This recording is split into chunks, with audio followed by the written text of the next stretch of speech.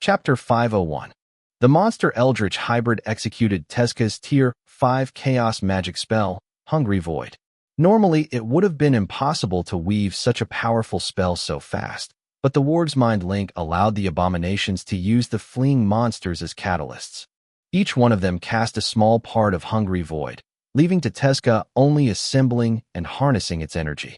A black sphere materialized in front of the hybrid, clashing against Lith's spells with such strength to make the ground tremble. Lith didn't like this turn of the events, but everything was still within his expectations. He believed that just like the warrior he had previously defeated, the warg in front of him was simply being empowered by its pack. He had his spells envelop the black sphere as he unleashed more spells to finish off the warg still in sight and cripple the enemy. You lied. You said we could save them. The Alpha cursed Tezca when more of its kin fell due to deadly wounds. Not even the maelstrom created by the conflicting spells made Lith miss his marks. Focus, you idiot. The enemy did it on purpose. Tezca tried to warn the Alpha, but its fury made Hungry Void unstable. Lith didn't miss his chance and had his spells detonate, tainting the enemy's spell with his own energy. The resulting explosion engulfed the hybrid and ravaged its flesh. The chaos magic was now unable to recognize its master, adding its remaining strength to what was left of the other two Tier 5 spells. Thanks to life vision, Lith could see through the smoke and debris that the hybrid's body on the verge of breaking down. Only tendrils of black energy kept it together by wrapping around it like bandages. I couldn't equals save equals you equals but equals I'll equals not equals let equals you equals die equals either. Equals. The Tezca Alpha hybrid had its tendrils collect the abomination's fragments from the bodies of the dying wargs as he took away their remaining life force and forced them to take his wounds. You'll live equals on equals as equals a equals part equals of equals me. Equals, it yelled as Lith ignored its ramblings and gave chase to the rest of the pack. Scum of the earth, don't you have any honor? Come back and fight.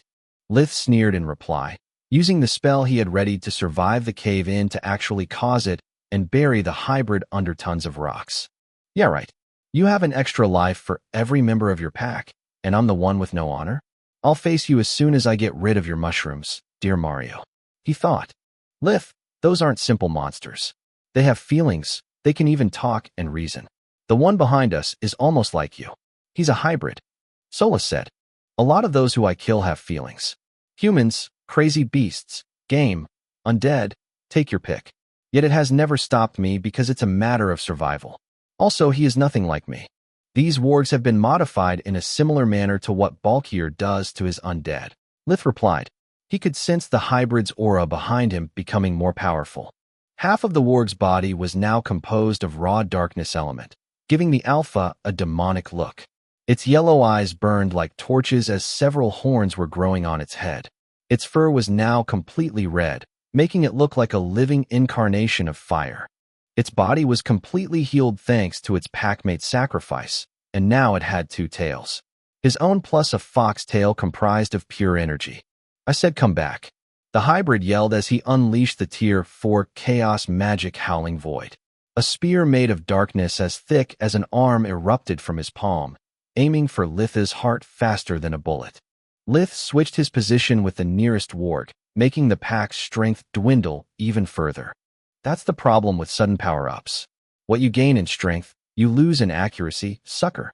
Lith blinked behind the hybrid, thrusting the gatekeeper towards the creature's head. Somehow, the Tezca Alpha hybrid perceived Lith's movements and turned around abruptly. A new horn grew on his forehead. It moved fast enough to push the blade aside and aim for his enemy's throat. Lith switched position again, and another warg died by its own Alpha's hands. Another of the lights in the hybrid's mind was replaced by a sudden void, driving him almost mad due to the guilt he felt for his incompetence and his hatred toward the human. Even though Tezca controlled half the body, he didn't have the mastery to perfectly control the body, nor was his essence developed enough to allow him to use most of his skills. The Alpha's emotional instability was crippling their already limited battle prowess. Fuck, they had an escape strategy planned. The wargs divided into small groups and took flight in different directions. After killing the wargs who had yet to run away because they were too tired after sharing the barrier's burden, Lith turned to the Alpha.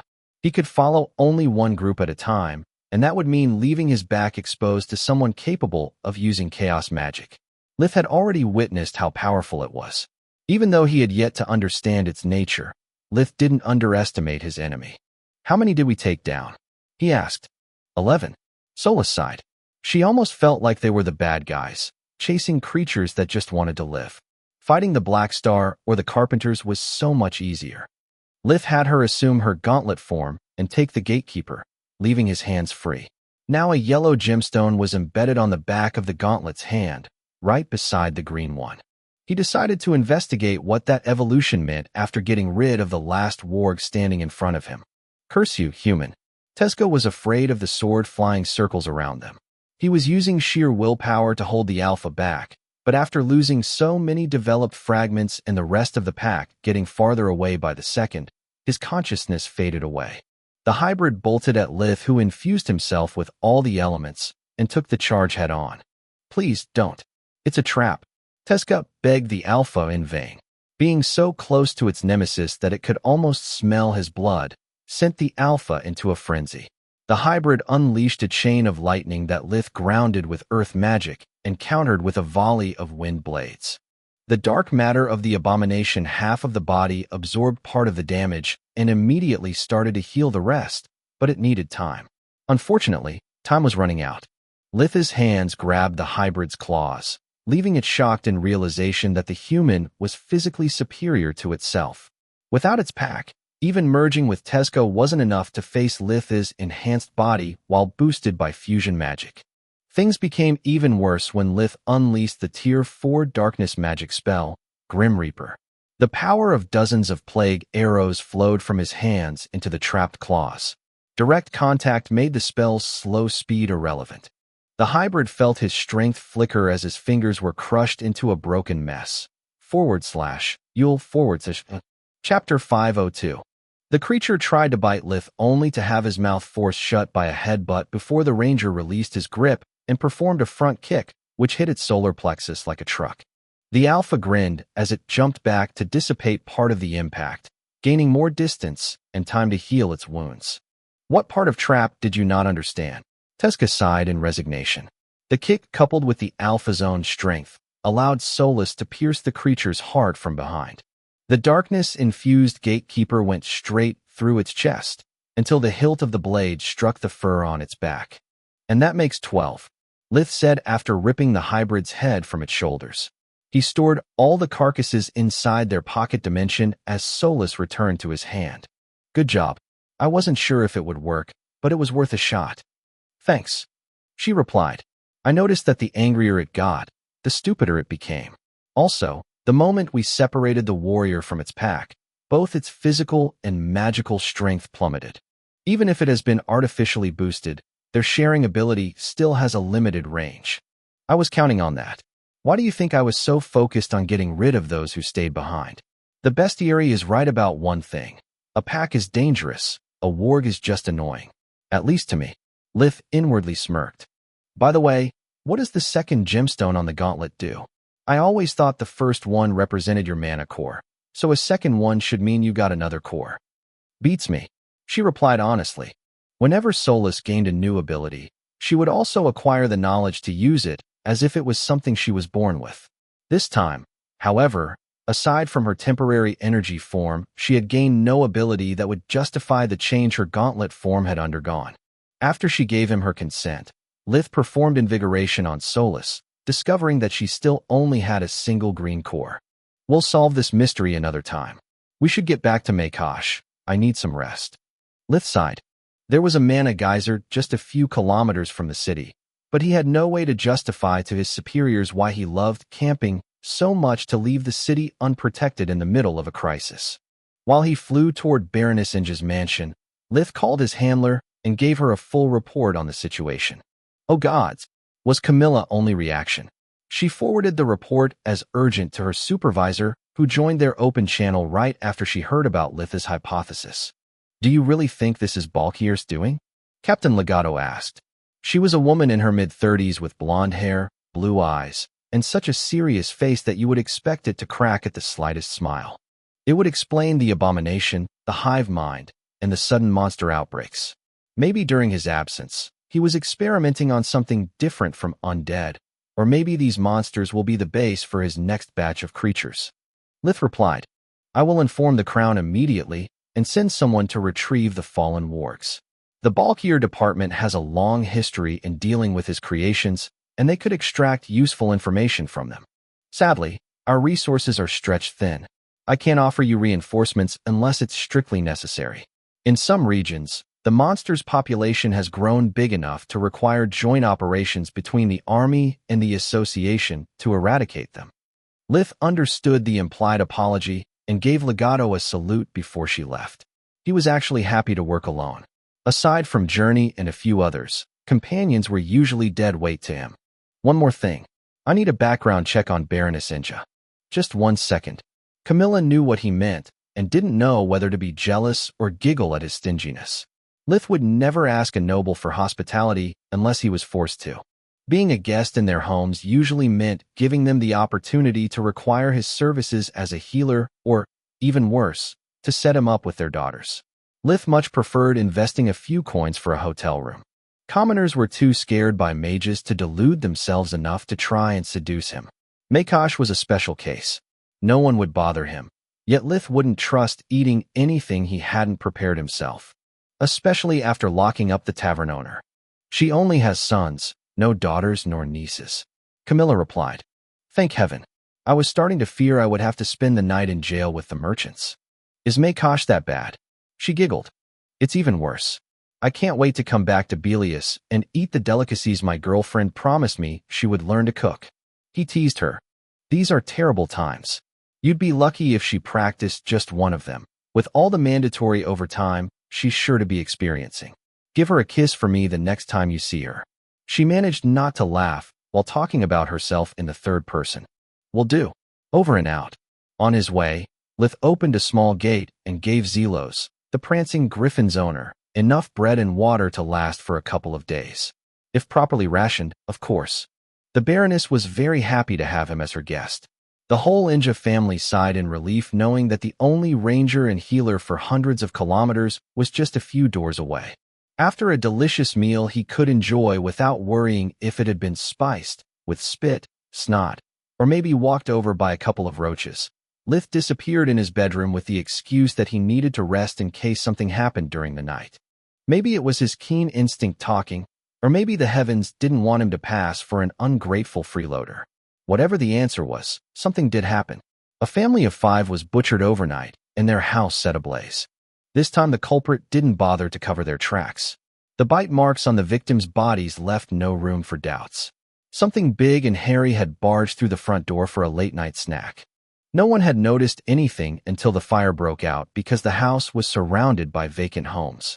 At first, everyone blamed the merchants. But when Lith showed the Baroness and the captain of the city guard that they were still locked up and their clothes were pristine, the crowd had to put down their pitchforks. Makosh's only protective formation was a detection array that would have been triggered if someone had entered the city's premises without passing from its gates, so the wargs couldn't have come from outside. Old grievances resurfaced, and soon people started pointing fingers. Only the rising sun and their need to get ready for work prevented the body count from increasing. This is really bad. Lith thought. Either some wargs are capable of shape-shifting, or I'm about to play a goddamn round of Town of Salem. Chapter 503. Contrary to Lith's expectations, the following day the wargs didn't attack the city, and during the night no one died. Yet it didn't make him feel happy, it only made his worries increase. So much self-control can only mean one of two things. Either they are waiting to increase their numbers before they resume attacking, or losing 2 warriors in a single day made them scared. Lith thought. In their shoes, I'd regroup and pick an easier target. Since I'm in my shoes, I need to find them as soon as possible either way. If the pack becomes too big and they all learn true magic, I'll need backup. If they change targets, it will just be the same situation in a different location, since I'm in charge of the whole damn region. Lith was no Journey, but after spending so much time together in Other, he had more an idea of how to conduct his investigation. Tracking the warg's accomplices within Magus was just a waste of time. No matter if they were shape-shifting wargs or just humans that had smuggled them inside the city and hid them in their homes, if they had managed to fool the overly paranoid inhabitants of the city, Lith had no way to find them. There were simply too many people to check with invigoration. Without a solid lead, it would be like looking for the proverbial needle in the haystack. Finding the wargs, on the other hand, was likely to be easier. To feed the pack and increase their numbers, they needed food, and a lot of it. Lith had no idea if a monster could die of starvation, but he was almost certain that they would not fast for long willingly. During winter, there wasn't much they could hunt, so he found the closest settlements to Magus on his map and alerted them of the threat with his communication amulet. He could only hope that hunger would cause them to make a mistake, or that by examining the carcasses the bulkier department could help him to track his prey. Free country of Lamarth, beyond the eastern borders of the Gorgon Empire. Like any decent mage in the three great countries, the master received countless reports about the monster outbreaks he had caused. At first, they had considered the anomalies to be a good omen. Their treatment worked even better than they had predicted, and if it was applied to an orc shaman, it could make them friendlier to the cause. Soon, however, everything spiraled out of his control. Some spawned too fast, others had become too powerful, but the worst part was that all of them stuck out like a sore thumb.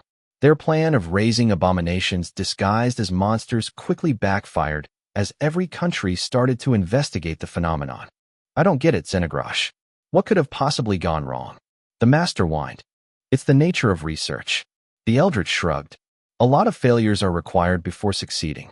Now we know why Thrud limited her experiments to humans. Monsters are great breeding grounds, but their unique nature makes them unpredictable.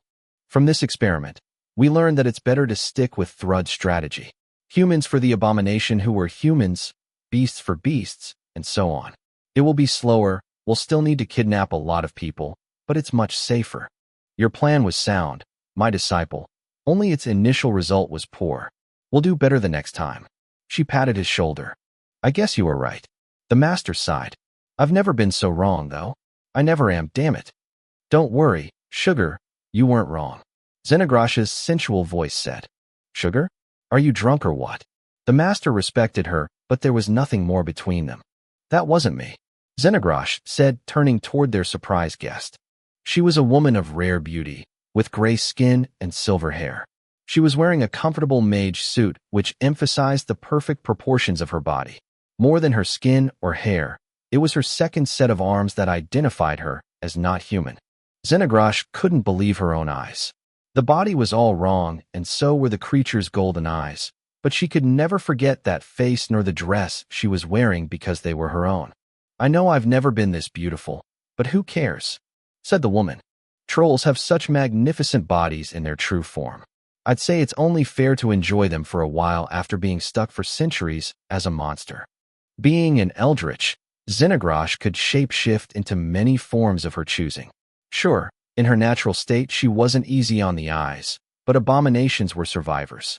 Only being pretty just meant leaving a pretty corpse to them. Yet the insult bothered her because it voiced one of her most private inner thoughts. Why are you here? Xenagrosh asked her troll self. What do you think? She replied as one chaos spell appeared on each of her 20 fingers. I'm not going to let you use me as an energy potion. We're going to merge on my terms and using me as the base. There can be only one. And so, the fight for survival began. The mages from the bulkier department came to pick up the bodies first thing on the morning of Lith's second day in Magus and gave him the results of their preliminary analysis the next day right afternoon. Already? That was fast. Lith was also amazed the investigative department had sent someone instead of just using a communication amulet. Let me begin by saying thank you for storing the bodies immediately after their death, said Mage Pazial, a man in his early 20s with black hair and brown eyes. 3 long and thin scars ran from his jaw to his neck. Lith recognized the marks left by Balkir's valors. Like many survivors of his last attack, Pazial had decided to keep his scars to never forget and never forgive. Well-preserved specimens make our work much easier. Sadly, the monster outbreaks aren't Balkir's doing. He sighed.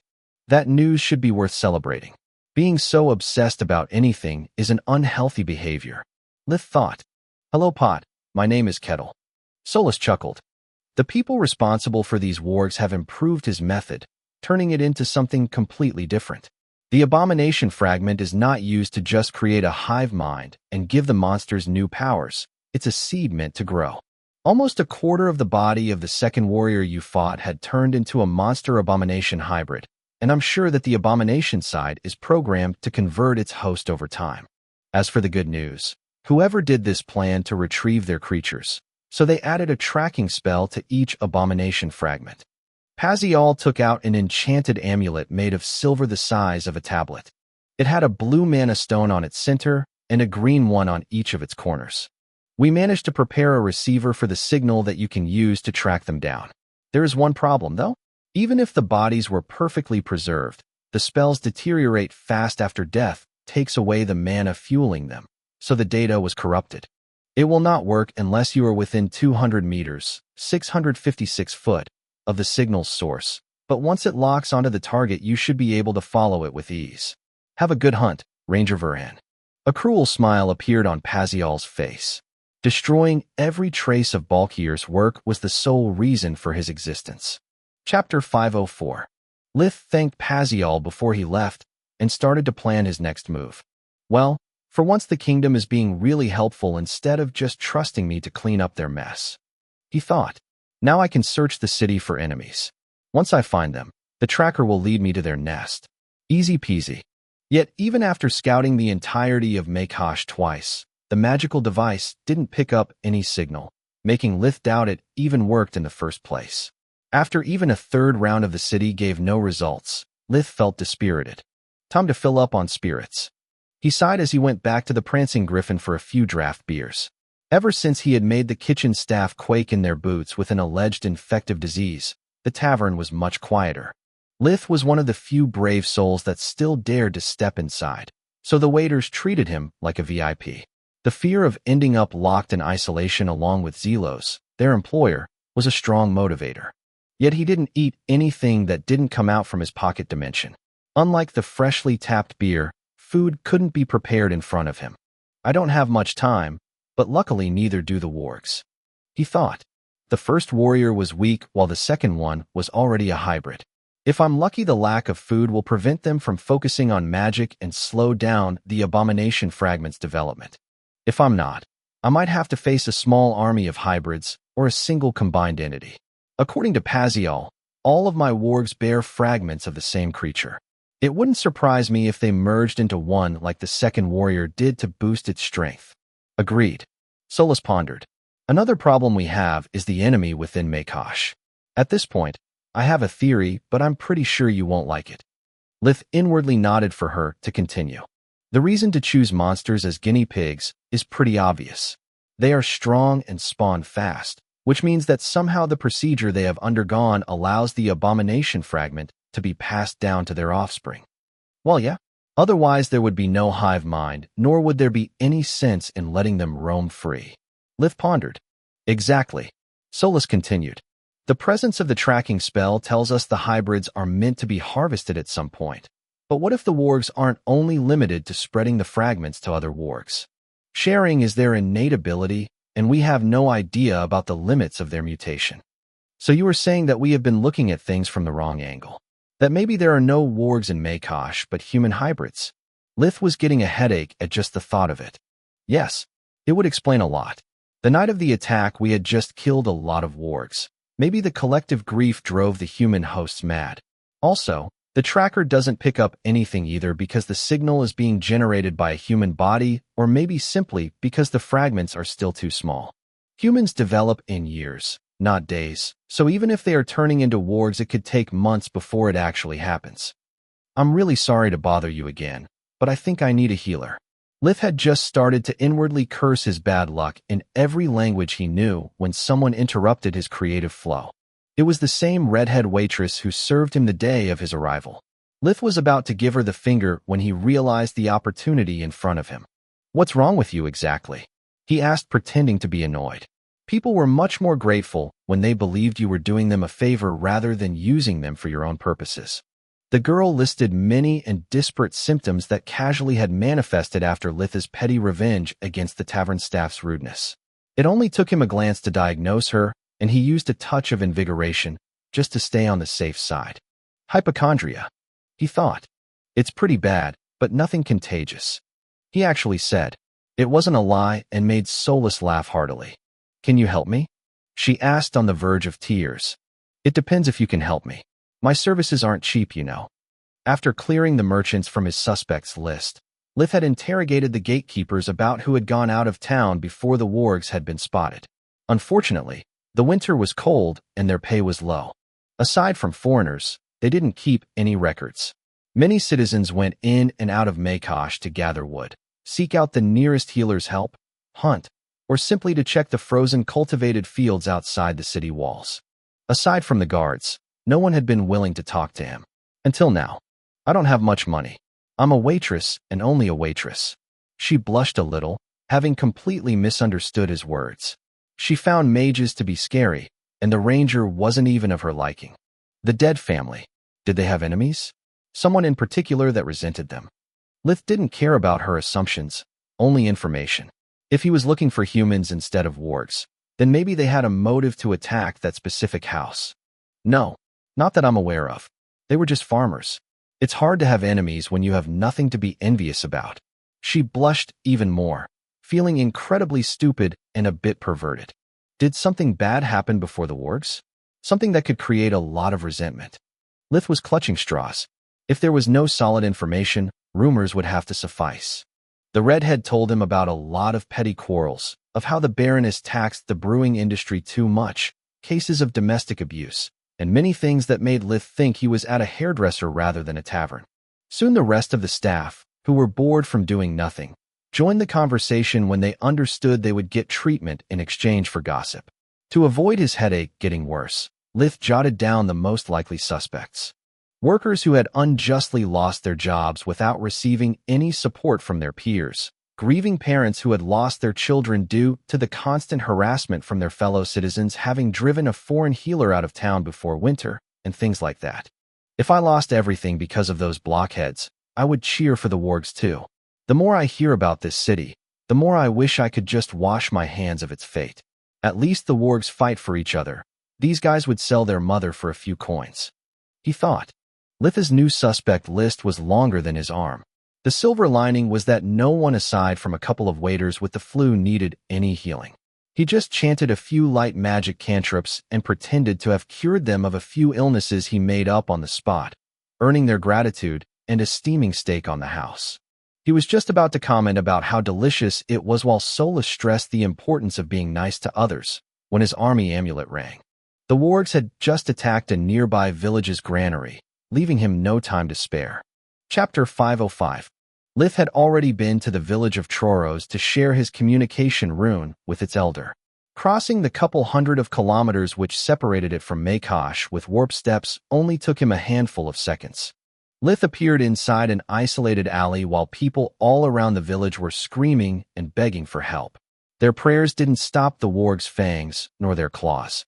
A dozen wargs were pillaging the food supplies while several others were feasting on those who had attempted to stop them and the passers-by who had not fled from the scene fast enough. The starving monsters' aim had only been the stored meat, but the first drops of human blood spilled during the initial assault had sent them into a feeding frenzy. Wargs were predators, whereas the squishy humans were just food after all. Much to Solus's dismay, aside from cloaking his presence with darkness magic, Lith did nothing. He held the magical tracker and watched the green gemstones at its corners lighting up one after the other. The device needed time to lock onto the signal emitted by the abomination fragments inside the wargs' bodies. You can fight while I take care of the tracker. Being helpless in front of the massacre was killing her soul. With each passing second, someone was dying. Then what? The wargs would split up again and fly away.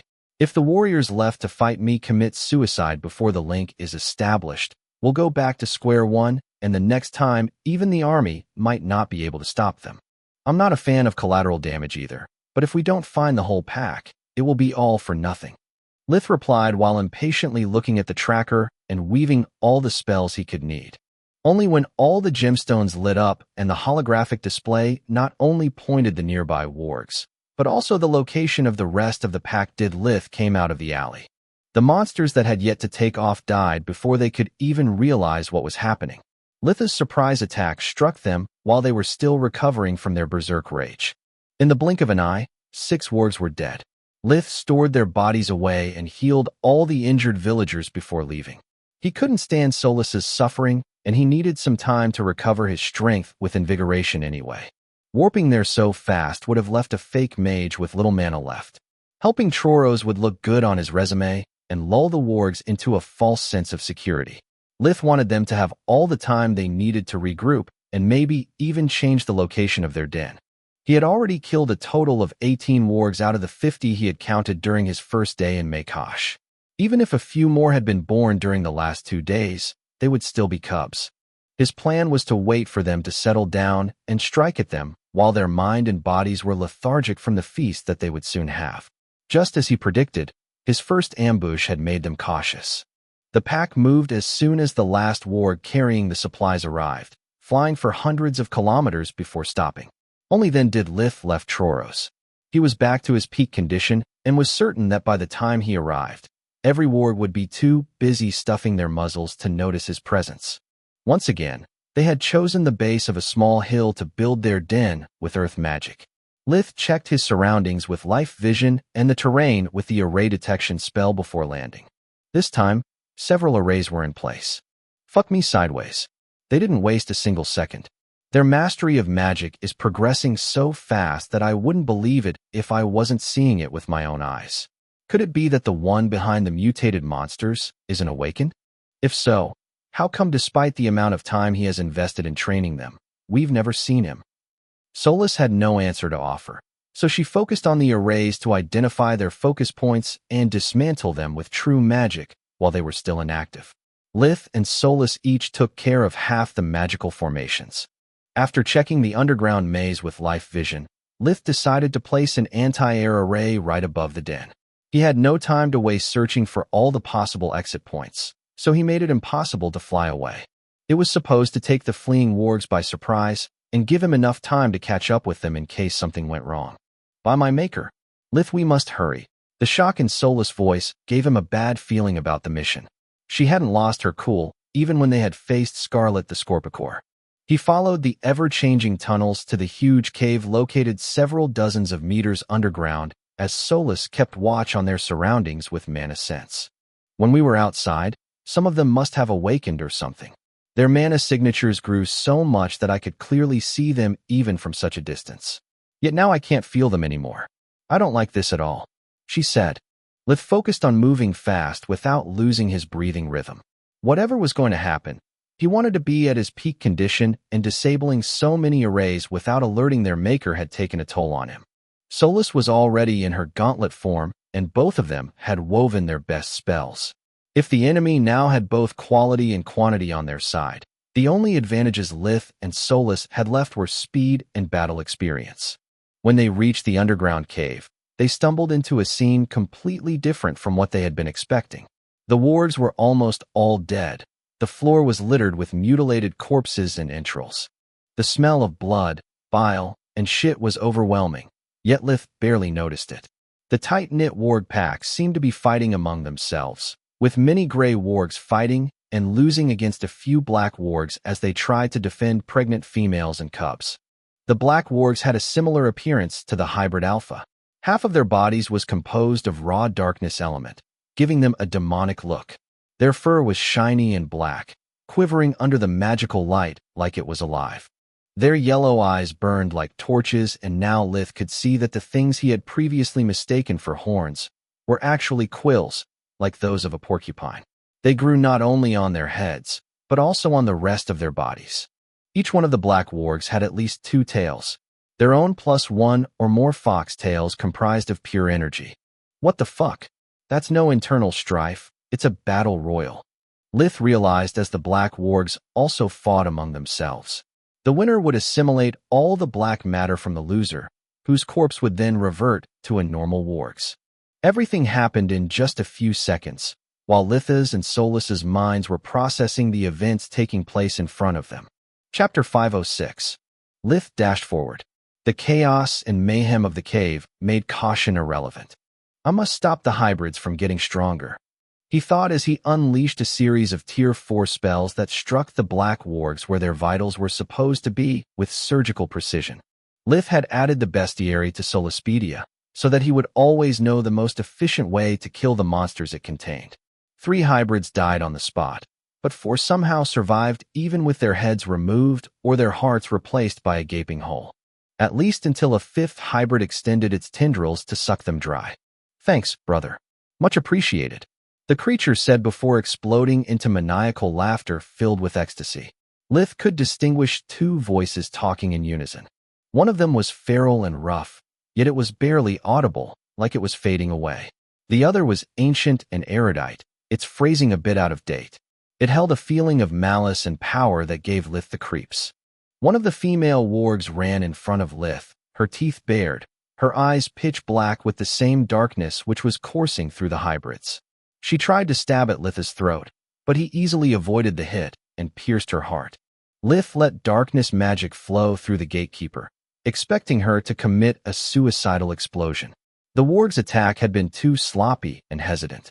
Killing her had been too easy. It had to be a trap. Except it wasn't. "Thanks, brother," she said as the darkness faded from her eyes. The gratitude in her voice, which terribly resembled Rena's, almost shattered Lith's heart. "It's eating us from the inside." The warg coughed blood, revealing the small fur ball shivering with fear she had hidden in her other arm the whole time. "I couldn't resist much longer. Please, I don't want to kill my baby, nor do I want him to become part of that thing." The gatekeeper flickered in Lith's hand, severing both lives at once. The 2 wargs died painlessly, but Solus was crying. The remaining gray wargs literally threw their lives at Lith, unwilling to hurt their pack mates. The abomination inside of them was too strong to resist its calling. They could only ride its hate toward the intruder and use him as a means to escape their fate. With each swing of Lith's blade, a warg fell into oblivion and Solus cried harder. Rage and hatred burned like a sun inside Lith's heart, making him once again wonder if death was just a part of life or more like a part of him. Death had brought him to Mogar and had kept walking with him the whole time. He would either fight it as a healer or dispense it to those who stood in his path. For the wargs it had been a blessing. A quick, painless way out from an eternity of slavery, trapped inside the monstrosity consuming them. He promised to his companion that the thing in front of them would receive no such mercy. "You shouldn't have messed with my plate, brother." Tezca was busy consuming the 4 hybrids before their energy was lost forever, while Lith killed the last wargs. "It took me time and effort to make proper nourishment out of this horseshit. I'm still far from being whole, and every bit helps." During the last 2 days, the ward pack had followed Tezca's instructions. They had exhausted all of their food reserves while practicing magic under the caring eye of the magical beast's memories. Until the hunger prevailed, awakening the real Tezca. For the centuries-old abomination, they weren't cubs, but merely a means to an end. He would use them to regain his body and power before confronting his other self. It would lead him on the next step of the evolutionary scale that had eluded him for so long despite all of his efforts. Despite the countless lives Tezca had consumed, he was still just an eldritch. Now, he could become so much more. The eldritch was sure of it. The last gray warg had yet to reach the ground when Tezca charged at Lith like a freight train.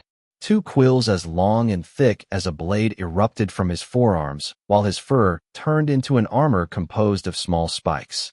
Lith infused himself with every element and sidestepped the enemy's attack. His gloved fist struck Tezca's liver like a machine gun. Each hit delivered a Tier 4 darkness magic spell, Grim Reaper, right inside the hybrid, sending him crashing against a wall with a boom.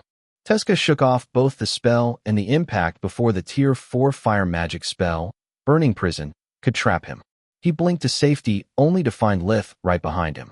The left-handed hand slash from the gatekeeper severed Tezca's head as the razor-sharp claws of the gauntlet made it possible for Lith to pierce through the eldritch's heart. The abomination just laughed and retaliated at the flabbergasted ranger with an elbow strike that would have shattered his ribs if Lith hadn't blinked away at the last second. Black tendrils reconnected the head to the body and sewed it back in its place.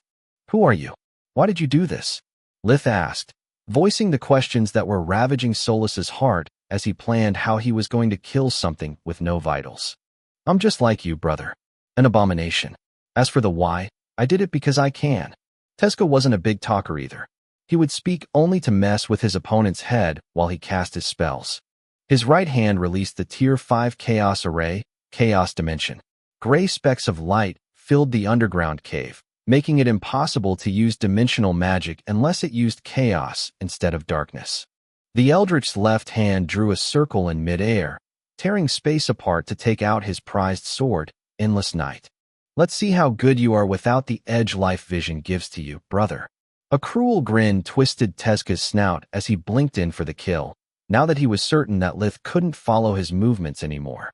Blood Desert, outside the Forgotten Plum camp. Now, the real Teska had been sent by the Master to keep an eye on Balkier's family and kill them the moment the opportunity presented itself. With them gone, the God of Death would have no reason to help the Guardians. The Eldritch didn't like the job, nor following orders, but the Master was the only chance he had to overcome the bottleneck he had been stuck at for decades. Suddenly, he felt like his soul was being ripped apart. He felt something he had thought long forgotten. Teska felt fear. What the heck? Someone just stole my Endless Night. That's impossible. Both my Omni Pocket and the sword are linked to my life force. Fuck Balkier, I want answers now. Lith was sick and tired of Teska calling him brother. Carl called him that, and so did Tista, Rena, and now Aaron. It was a word that meant the world to him, no matter which planet he was on. Every time it came out of Teska's mouth, it was filled with poison. It tainted the memories of his lost brother and those of every happy moment he had ever lived. Teska's blink landed him right in the middle of a stream of blue flames that was coming out of Litha's mouth. They burned through everything they touched. The array, Teska's body, even the rift in space was forcefully shut down, almost cutting the Eldritch in two. Origin flames? The hybrid had no idea what those words meant, but a shiver ran down his spine. That was before Solus's gauntlet started to grow. Chapter 507. Origin flames, also known as dragon fire or phoenix flames, were a peculiar type of flames that only a few living beings could employ. Unlike normal fire, origin flames didn't require the expense of mana to ignite the world energy, but only a spark of life force. Born from life, they were capable of destroying anything, no matter if they were physical or magical in nature. They were purifying flames capable of restoring the natural balance. Magical beasts considered them a manifestation of Mogur's will to clear any past mistake, whereas its targets just called them death. The hybrid only had a part of Teska's memories, but it was enough for him to be aware of the danger they posed. He blinked away to safety as he used a water spell to extinguish the flames. Chaos Dimension had no means to defend itself. The blue fire spread along its lines of power, making the array crumble less than a few seconds after its creation. Meanwhile, Solus's form had turned into a full arm protector, which covered Litha's right arm and shoulder. Her rage was as hot as Litha's was cold. Mana endlessly flowed from the green gemstone on the back of the hand to the yellow one engraved on the shoulder pad, like a raging river about to breach its banks. There were no words that could express her fury, nor lift the weight she felt oppressing her soul. Only crushing Teska's skull with their hand could give her peace of mind. Lith had turned into his hybrid form and was floating in mid-air without a spell thanks to his wings. Even though he's a hybrid like me, he has no vitals, just like pure abominations. The only way I can kill him is by making him exhaust all of his energy. Black cores cannot be replenished without feeding on life force or world energy. How strong is he, Solus? Lith hoped that his voice would snap her out of her frenzy. A bit stronger than you, but weaker than us. She snarled. Solus had always been a gentle soul. Seeing the wargs caring for each other had given her hope. Hope that not every living being was bound to just be what someone or something had turned them into. If even a female warg could learn to love her cubs, then maybe she too could allow herself to fall in love and wish for a better future. Solus couldn't help but see herself in them, in their willingness to sacrifice their lives for their pack mates. The same humans that would consider her just a thing to possess saw the wargs as nothing but mindless beasts, but they had feelings just like her. Discovering that everything had just been a ruse, witnessing the abomination forcing a mother to commit suicide to not injure her own child was more than she could bear. Solus wasn't Lith. She strived to live her life, not to just avoid death. Tezca had just torn apart all of her hope and dreams right in front of her face, set them ablaze, and then took a dump on them to put out the flames. "You are really handsome, brother," Tezca said while watching the mana Lith exuded with gluttonous eyes. By assimilating Litha's power, Tezca was certain he would be able to challenge his other self. "I wonder why you feel the need to hide under a human shell despite the fact that you even possess a living legacy. I'll take good care of it for you." The word struck at Solus like a poison needle. The hybrid somehow knew she was alive, yet he had called her an it. Solus almost snapped because of it, but feeling that Lith was as outraged as she was, calmed her down. The hybrid charged forward, using Endless Night's ability, Night Maze, to cut the space in front of himself and open several exit points throughout the cave at the same time. It created a permanent dimensional crossroad that would make life vision useless in predicting the direction of the next attack. A hail of black quills as big as spears erupted from a gate on Litha's right. He conjured a stone wall to block them, but each one of them was imbued with both air and chaos magic. They pierced through the barrier like it was made of paper, taking Lith by surprise. The sudden turn of events forced him to stand still and deflect them with the gatekeeper, leaving his back and sides exposed. Just like Tezca had planned, he emerged from a portal at Litha's backside, thrusting Endless Night toward Litha's leg, the only part of his body he couldn't move without his defenses crumbling. Endless Night wasn't a common sword, nor had it been created with normal means. Its bite would create a link between Tezca and his prey, allowing him to feed even in the heat of the battle. The hybrid was just about to strike when Solus reacted with her Tier 5 spell, Tower Defense. The whole cave came alive, turning into an extension of her will. The ground at Litha's feet opened up, letting him take cover as the quills flew past him and ran into their own master. The magic they were imbued with was Tezca's, so it couldn't harm him. The physical aspect of the quills, however, was another story entirely. The clash stopped the hybrid in his tracks, knocking him off balance. The damage he sustained was negligible, but his opening was lost. Cursing his bad luck, Tezca dove back inside the closest gate, ready to switch to Plan B while walking into Solus's trap instead. Endless Night opened several dimensional doors at once, making their user's path unpredictable, but the sword's ability had one weak point. All the gates were static, making them exploitable once the element of surprise was lost. Solus had countless stone spikes infused with darkness magic rain inside each of the dimensional doors. Tezca was already at the dimensional crossroad when he understood he had no way to escape the attack. Impressive. He analyzed Night Maze and turned it against me with just a glance. Too bad he underestimated how powerful an eldritch is. Tezca grinned while he rushed towards one of the exits. The quills covering his body would allow him to tank the stone spikes and suffer minimal injuries. Unfortunately, Tezca hadn't gotten a single thing right. Lith already had his hands full keeping life vision active to predict his enemy's strategies, deflecting the incoming attacks, all the while he cast and kept active several spells at once. He had noticed nothing. Solus, on the other hand, and pun intended, had long since learned to quiet her emotions to look at every battle like it was just a chessboard. In the past, her weak core didn't allow her to take part in the battle, only provide Lith intel. Even now she barely had a couple of decent attacks in her, so she had to make them count. A deep green core didn't give her much juice, so what her spells lacked in power she had to make up with planning and accuracy. She knew that she didn't have enough power to pierce the hybrid's skin, but that was what the previous attack with his own quills had been for. They had cracked her enemy's armor enough that Tower Defense's stone spikes had an easy time piercing through it and stopping Tezca in his tracks. The damage combined with the surprise effect paralyzed him long enough for the spikes coming from the other gates to reach him and stab him from every side. Chapter 508. Living Legacy was just the name abominations had for cursed objects, since for them they were more of a blessing than a curse. An abomination had no body that the living relic could corrupt, nor could their minds be swayed with promises of power. Abominations were power made flesh. They would actively seek cursed objects and enslave them to their will. Lith smelled like an abomination to Tezca. His gauntlet was clearly alive, so he did the math. Or so he believed. Living legacies would never help their masters. They would only wait for their captor's destruction to regain their freedom and find a victim they could subdue. Abominations and cursed objects were like-minded. They sought slaves, not companions.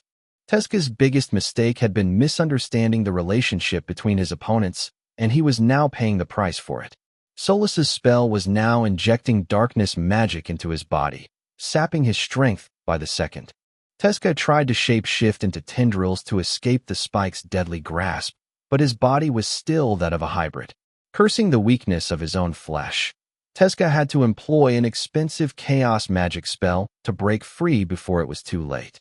While Solus kept him busy, Lith had cast his Tier 4 dimensional spell Collapsed Space to forcefully shut down Night Maze and kill Teska in result. Abominations were sturdy, but not even they could survive being ripped to shreds. The hybrid could feel the space around him distorting and managed to escape from the jaws of death just in the nick of time.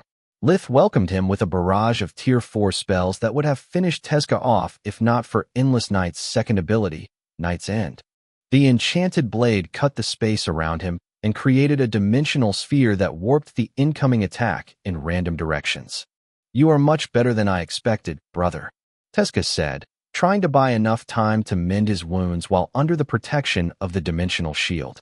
He had more holes in his body than Swiss cheese, making it impossible for him to even stand. "We shouldn't fight, but join our forces. We are both incomplete. I can teach you chaos magic and you can help me against my enemy. Once I train you, he will not be a match for us. What do you say?" Lith didn't reply. He cast cantrips at the barriers every side, making sure it had no gaps he could exploit. He didn't need Solus to notice Night's End weakness. As long as he stays in there, he is invulnerable, but he is also completely blind. They thought in unison as they used dimensional magic to empower Night's End more than it was necessary. Barrier or prison, it was only a matter of balancing the elemental energies in play. A prolonged dimensional spell like those Endless Night unleashed would already put the surrounding space under a heavy stress. Lith and Solus boosted the defensive spell until cracks appeared in mid-air, distorting the air like a kaleidoscope. Then, they twisted and turned the spatial cracks before darting away from the cave at breakneck speed. The sudden silence scared Teska more than any explosion could. He could be casting an array to negate dimensional magic. It would make Endless Night useless, but at least neither of us could use Blink. It would take away the advantage he gets from live vision. The hybrid thought. As soon as he was able to move again, Teska dispelled the barrier. "Round 2, brother. He chalked on his own words as Night's End disappearance triggered a chain reaction. The whole underground cave exploded with such strength to make the ground within several hundred meters tremble. Free country of Lamerth, near the Master's hideout. The real Teska suddenly fell to his knees, feeling like a part of his soul was being torn to pieces. Endless Night wasn't just an artifact, it was part of his own life force. Pain ravaged his body as he realized that whoever had stolen his weapon had managed to destroy it, probably for good. From outside the cave, Life Vision, Mana Sense, and the tracker agreed about the eradication of the abomination fragments. Even when Lith stood at the base of the hill, the magical device was unable to pick up any residual signature. Normally, Lith would have grumbled about losing his loot due to the explosion or rejoiced at the destruction of his enemies. Yet this time victory felt sour. The satisfaction from killing the hybrid wasn't enough to make them forget about the rest. Solus was still shocked by the carnage she had witnessed, while Lith was trying to find a way to cope with his actions. The desperation in the warg's eyes when they had chosen to die rather than submit to their fate had opened old wounds. It was the first time he empathized with his victims. The abomination was their cancer, and just like Lith back on Earth had used a gun, they had used him. He didn't feel what he had done was wrong, yet it upset him in a way he couldn't put into words. "Are you all right, Solus?" He asked the only question that really mattered. "No." Her tone was sad. Giving in to her anger didn't make her feel better. It had just been a temporary respite before having to face her doubts and fears again. "Are you?" "No. Let's return to Makosh. If your hypothesis is correct, the death of the Warg Pack will trigger their accomplices within the city." He replied. "Honestly, I don't care about the mission anymore. I just want to get out of here. I want to be alone for a while." Solus meant it. This time, each one of them was facing a personal crisis, making them unable to support the other. At their arrival, the tracker revealed one weak signal coming from a house in the farmer's district. Pazial's obsession led his creations to be so precise that now that the tracker was locked on, there was no escape from it. Life vision showed only one faint life force inside, and it was slowly getting weaker. Lith prepared his spells nonetheless and readied himself for the worst. Unfortunately, it wasn't enough. Inside the small and messy home that painfully reminded him of his own, there was a deadly pale man sitting on a chair. He looked so ordinary that Lith might have crossed paths with him several times during the past few days and not even registered his existence once. The farmer's eyes were dimmer than his life force. He was still alive, but already dead inside. Lith recognized that gaze. He had seen it every day while looking at himself in the mirror after Carl's death. Near the man, there was another chair where another woman was sitting with a small baby held in her arms. They both seemed to be peacefully asleep, but Lith knew they were actually dead. "Do you feel proud of yourself?" The man wheezed while looking at Lith with a deep-seated hatred he knew all too well. The farmer was able to recognize the ranger from the memories of his fallen friends. Chapter 509. Bravo. You killed the monsters. Monsters that treated us better than this fucking city ever did. When my daughter fell ill, there was no healer, because my fellow citizens drove him away. Each of the farmer's words was coated with venom and spite. My wife fell ill while taking care of the baby, yet no one did anything. I was forced to leave Magus on my card, hoping to find a healer before death claimed them. I found the wargs instead. Can you believe it? Monsters took pity on me when even my own kin betrayed me. Lith could see the man's life fading away with every breath he took, yet his hatred was stronger than death. They cured them, cured me of my humanity, making us all stronger. Now they are dead, and so are we. I regret killing those farmers. They had done nothing wrong.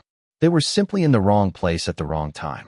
When our alpha died, Edda and I lost our minds. The bond between wargs is something that a murderer like you could never understand. His breath became ragged, his voice barely a whisper. The wargs just wanted food and shelter. Is that so wrong? To try to escape from cold and starvation? Did my family deserve to die just so that fucking Baroness could pin a medal to your chest? Lith didn't reply. He had walked more than 1 mile in the dying farmer's shoes and knew that nothing he could say would matter to the man. Nothing would give the man his family back. Free country of Lammerth, beyond the eastern borders of the Gorgon Empire. Thank the gods I warped both Xenogrosh's outside my lab. According to an old saying, when two guardians fight, maps get redrawn. Yet I believe the same can be said for Eldritch's. The real Xenogrosh had the advantage of being able to shape-shift her body at will, the wisdom of centuries, and most of her magical artifacts. Unfortunately, the troll Xenogrosh still seemed to be able to hold her ground. Trolls were naturally attuned with the light element, and it was their inability to process the darkness element in the surrounding world energy that had led their race to their fallen status. Abominations, however, had a black core that was naturally rich with darkness and incapable of assimilating the light element if it wasn't leached from other life forms. The Master's experiment had created a being with both the trolls and the abomination's mana core, thriving together in a symbiotic relationship. Their complementary nature had made the troll Xenogrosh into an almost perfect being. To make matters worse, by devouring her whole tribe, she had regained most of her original self's memories. Also, before making her appearance, she had taken the precaution of liberating from Xenogrosh's pocket dimension all of the artifacts she could get her hands on. She had got the first choice of which ones to use for this battle, but unlike the real Xenogrosh, she didn't know the strengths and weaknesses of each enchanted item.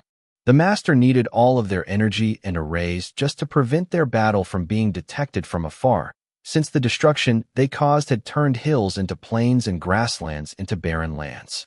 The Master knew that unless one of them made a blatant mistake, their clash was likely to raise the entire country of Lammerth to the ground. "Don't worry, old friend," the Master yelled at Xenogrosh. "As soon as I finish setting up this array, we will take down that knockoff copy together." The troll Xenogrosh laughed at those words. "How low have you stooped to need the help of a human? Even if you win, I would not lose. I always strive to reach perfection, and now I know I've made it. Think about all the pain and effort it costed us to become what we are now. Do you realize how much you are struggling despite your alleged superiority? You're a relic of the past, whereas I'm what we were always supposed to be. Not a weak human, but not a filthy monster either. I've achieved the best of both worlds." She released 2 Tier 5 Chaos spells at the same time, Flames of Absolution and Judgment Call. The former was Xenogrosh's best attempt at imitating Origin Flames. The black fire infused with chaos magic filled the area within 100 meters of her, eating at all of the defensive barriers the original Eldritch had set up and also preventing her from blinking away.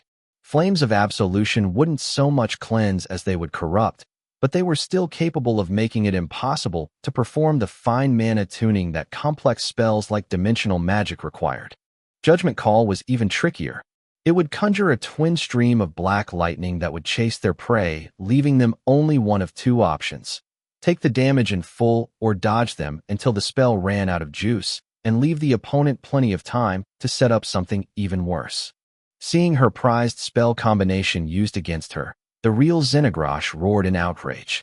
She assumed her true form, that of a shadow dragon so big that she could destroy the town of Lusha simply by sitting on it. A jet stream of purple flames came out of Xenogrosh's maw, true Origin Flames, which consumed Judgment Call before unleashing their fury against the troll Eldritch. "Not so cocky anymore," Xenogrosh said with a laugh. "Seems my little defective counterpart doesn't remember much, but she's right about one thing. This fight will prove which one of us is worthy of living." She said to the master, "If I don't win on my own, it would be a hollow victory. If I need someone's help, no matter the reason, then my whole existence would be a lie." The shadow dragon roared her challenge before unleashing her most recent and powerful creation. Tyrant's Will severed the light element from the surrounding world energy, turning all the other elements into chaos magic. The hybrid could only conjure her best defenses as the whole Mogre became her enemy. The air she breathed was toxic. The humidity turned into acid as the ground beneath her erupted, trapping her in a pool of black magma. Her barriers shattered one after the other, forcing her to sacrifice some of her artifacts to escape from the clutches of death. When the dust settled, the troll Eldritch was still alive. "Not bad, sister, but it wasn't enough." She had lost most of her body in the assault. Only part of her head and abdomen remained. She had sacrificed the rest to make sure her twin cores wouldn't suffer any damage. Trolls regenerate fast. A dragon is indeed sturdier, but how quickly does that massive body heal? How much energy does it drain? I bet that was your last card and it failed. Once I get my arms back, you'll be a sitting duck until you recover from the exhaustion. The dragon Xenogrosh knew her other self was right, yet she still laughed her heart out. "Well, what do you think I'm here for?" The master used one of their arrays to completely seal the injured troll before throwing her inside the dragon's maw. "How could she possibly be you and still believe all of that bullshit? If you really were unwilling to get help, you wouldn't be here. You wouldn't have taught me everything I know about Awakened and Abominations." Chapter 510. She was me, yes, but the past arrogant, selfish, and conceited me. Xenogrosh replied as she feasted on the flesh and mana cores of her doppelganger. "Back then, I thought that I was invincible, that as long as I kept my belly full and my turf clear from any rival, I would be happy. Now I know better. Abominations don't thrive because they all live alone. While other races pool up their resources and knowledge, we hoard them and spend our eternal lives in seclusion. I came to you when I realized the limitations of that kind of lifestyle, when I decided I wanted more than be powerful to be happy. Otherwise, I wouldn't have undergone all of your experiments, traveled Mogre to find companions for our cause, nor realized that even an Eldritch is flawed in both the mind and the body. Or at least I was." Xenogrosh yelled with joy as she felt her body changing. The shadows composing her dragon body were now less ethereal and more physical. A new power flowed through her black core, making it different and more powerful than it had ever been. The master looked at her in amazement. Even after returning to her humanoid form, the Eldritch was now womanlier than the previous construct made of stolen energies. Her body had partly recovered its features, like her shiny golden hair and 2 lively chestnut eyes. "Do you think you could face a guardian now?" The master's voice was full of expectation. "No, but for the first time in centuries, I'm not hungry. Whatever I have become, I'm already more than just an Eldritch. Imagine what I could be tomorrow. After the farmer died, Lith returned to the Baroness' mansion and announced her that the crisis was averted. She was so happy that she wanted to throw a party in Litha's honor, who politely declined. Winter didn't allow to waste provisions, nor he wanted to spend a single second more than necessary in Makosh. Both Solus and him felt there was nothing worth celebrating, and the city's inhabitants made their stomachs churn. Lith returned to Belius to give Pazial his tracking device back and all the corpses he had collected, even those of the farmer and his family. Lith understood the man's rage, his spite for mankind, but at the same time, he had a duty towards Solus and himself. If all the tribes involved in the monster outbreaks were bound to give birth to hybrids that powerful, then he wanted the Griffin Kingdom to take care of them on its own.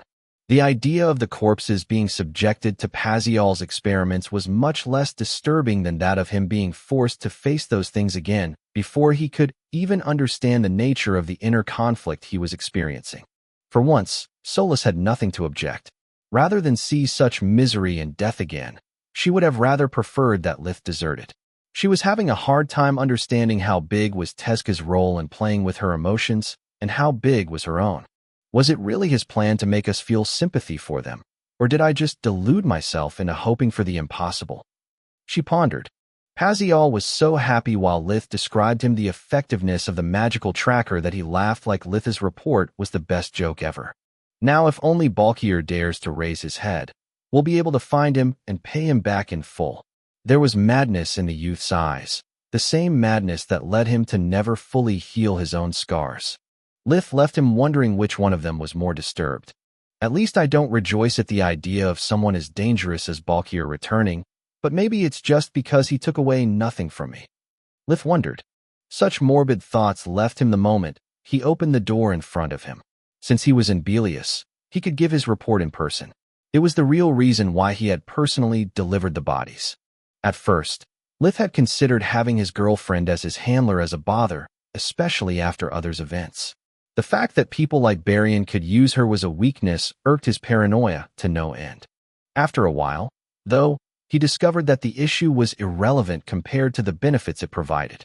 Lith had always kept many secrets from everyone, some because of need, others by choice.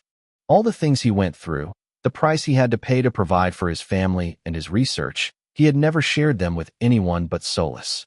Back then, Floria was too young and came from a pampered background.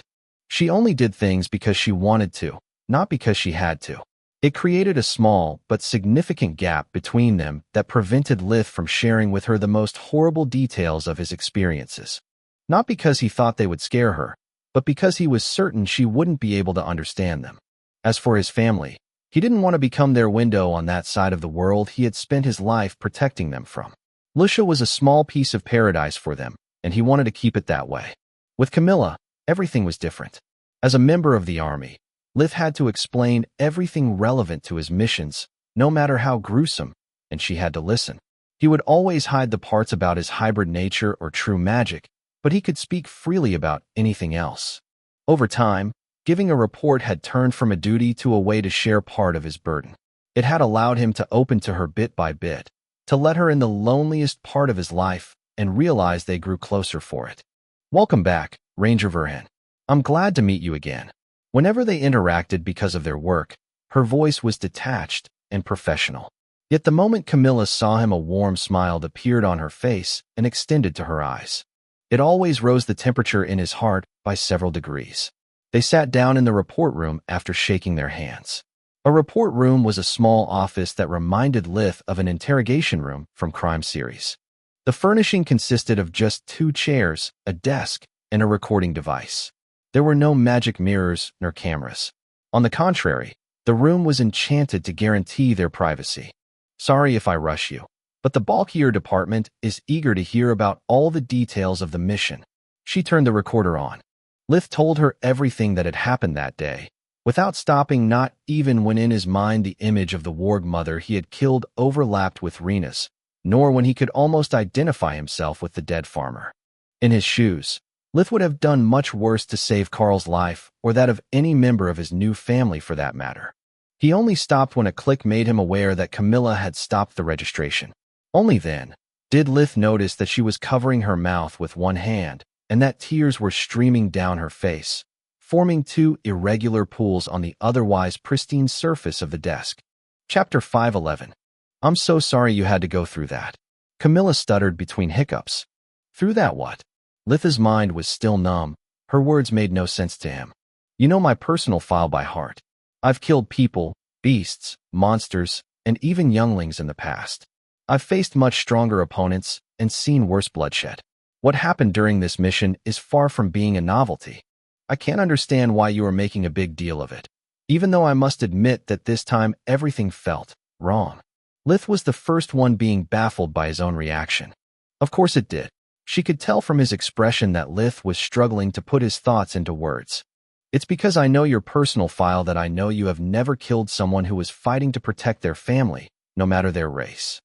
Lith pondered her words before realizing that she was right.